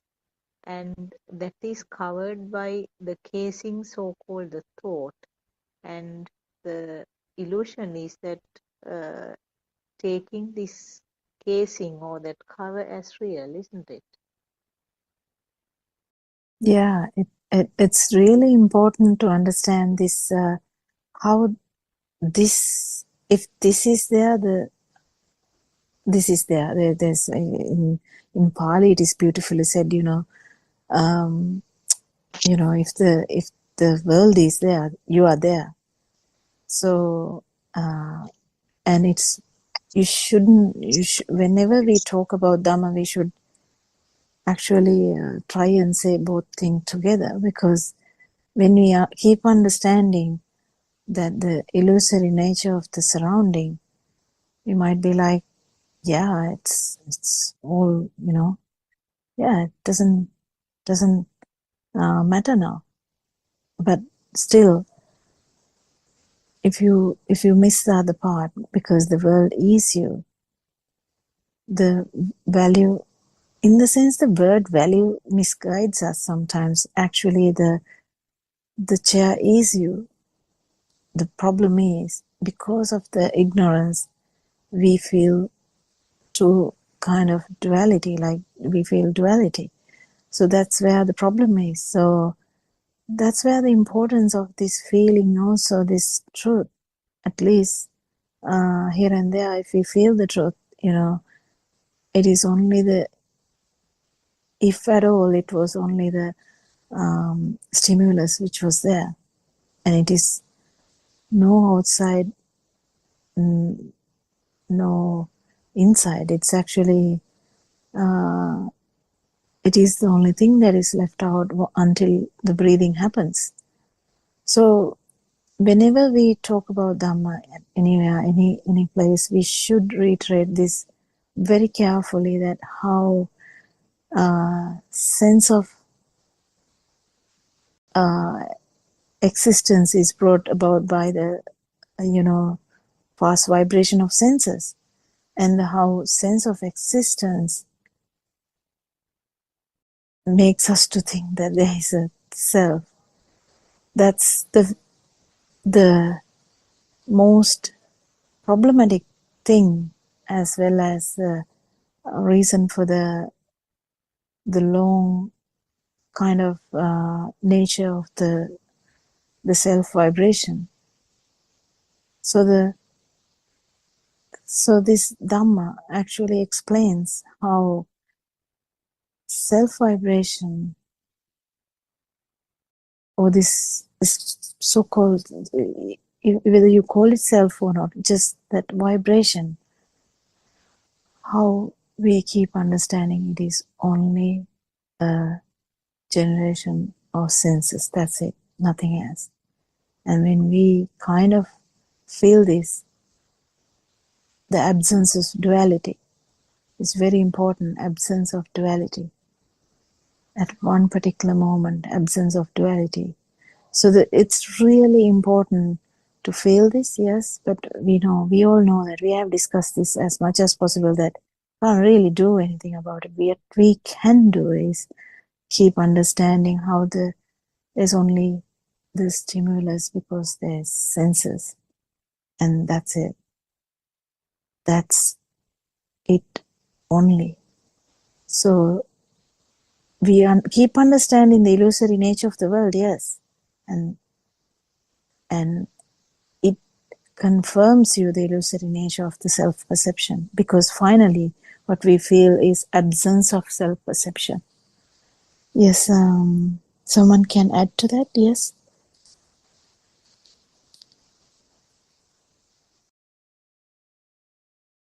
Yes, Sarne, I just want to add one more thing that I heard actually from one of Aryan Mahase's explanations. I think it was from last night, Andolnatmaka Deshana. Aryan Mahase said that if there aren't two opposite sides, I mean the two extreme ends or two opposite sides, there won't be a power created in the middle. And if there is power created, that means, in other words, there will not be a vibration. If there is no vibration, that means there is no creation of the world. And if there is no creation of the world, there is no doer or there is no self who is experiencing. So this was actually kind of summary of everything. And if we didn't hear this true Dhamma, we have absolutely no idea that the chair is the self, or the chair means that, like the other side of the coin, the self or the doer is there on the other side. So this important fact will not be understood by a ordinary person until a person like Lord Buddha, who found this truth and explained. So it was actually just a very beautiful explanation, short one. What he said was that if there is no power created, there is no world, and if there is no world, that means there is no doer or a person who is owning that world. You may have listened to that, I don't know, because that was something that I grasped from that discussion. Yeah, it was so beautiful. I couldn't finish today morning one. I couldn't finish. I usually finish it throughout the day. I couldn't do it today, but I have heard every sermon up until that. So Aranwahanse always try to reiterate this, remind everyone how important is for us to understand this, how this power has how power has arisen and giving us this false sensation of a self, like false sense of like existence. It's such a beautiful thing, and sometimes we kind of tell it from the beginning, and sometimes we will catch up from like kind of from the mid area, because wherever we start to talk, yes, but I think that there are challenges. There are challenges because to understand that we should feel it too. We can say there's non-duality. We can say there's no this side, but only the stimulus was there. We can say that. But the problem is we have to feel that too. And that's the challenge we have. But just by feeling that also, everything is not over. We have to actually, we will definitely understand what power is there at the beginning and how it is slowly going down, and it is evident in everyone, whatever the levels. It is Dharma is helping everyone. So as we discussed yesterday, this the feeling that the burden of the the self-perception. Isn't it such a burden? Because we can remember how, as children, I mean, even if we are wounded, even if we are punished, even if we are in trouble, trouble in the sense, that teacher will shout, or, mother will shout, or whatever, the children at the particular moment, they're just not having any burden like an adult. So this burden, we can feel how burden gets bigger and bigger. And with Dhamma, you can see how the burden is getting smaller and smaller and smaller. And one day, definitely it will be not there. But the challenge is to feel the stimuli, full stimuli, the levels of stimuli, and to feel the lack of or absence of self-vibration, or the absence of duality. Anything else to add by anyone else? Not sure. Surangika or Sudharma, anyone can add something?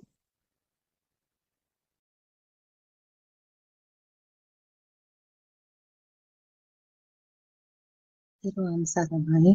ආර්යයන් වහන්සේට නමස්කාර වෙනවා. තෙරුවන් සරණයි both of you. It was such a beautiful recapitulation of the self-perception and this illusion.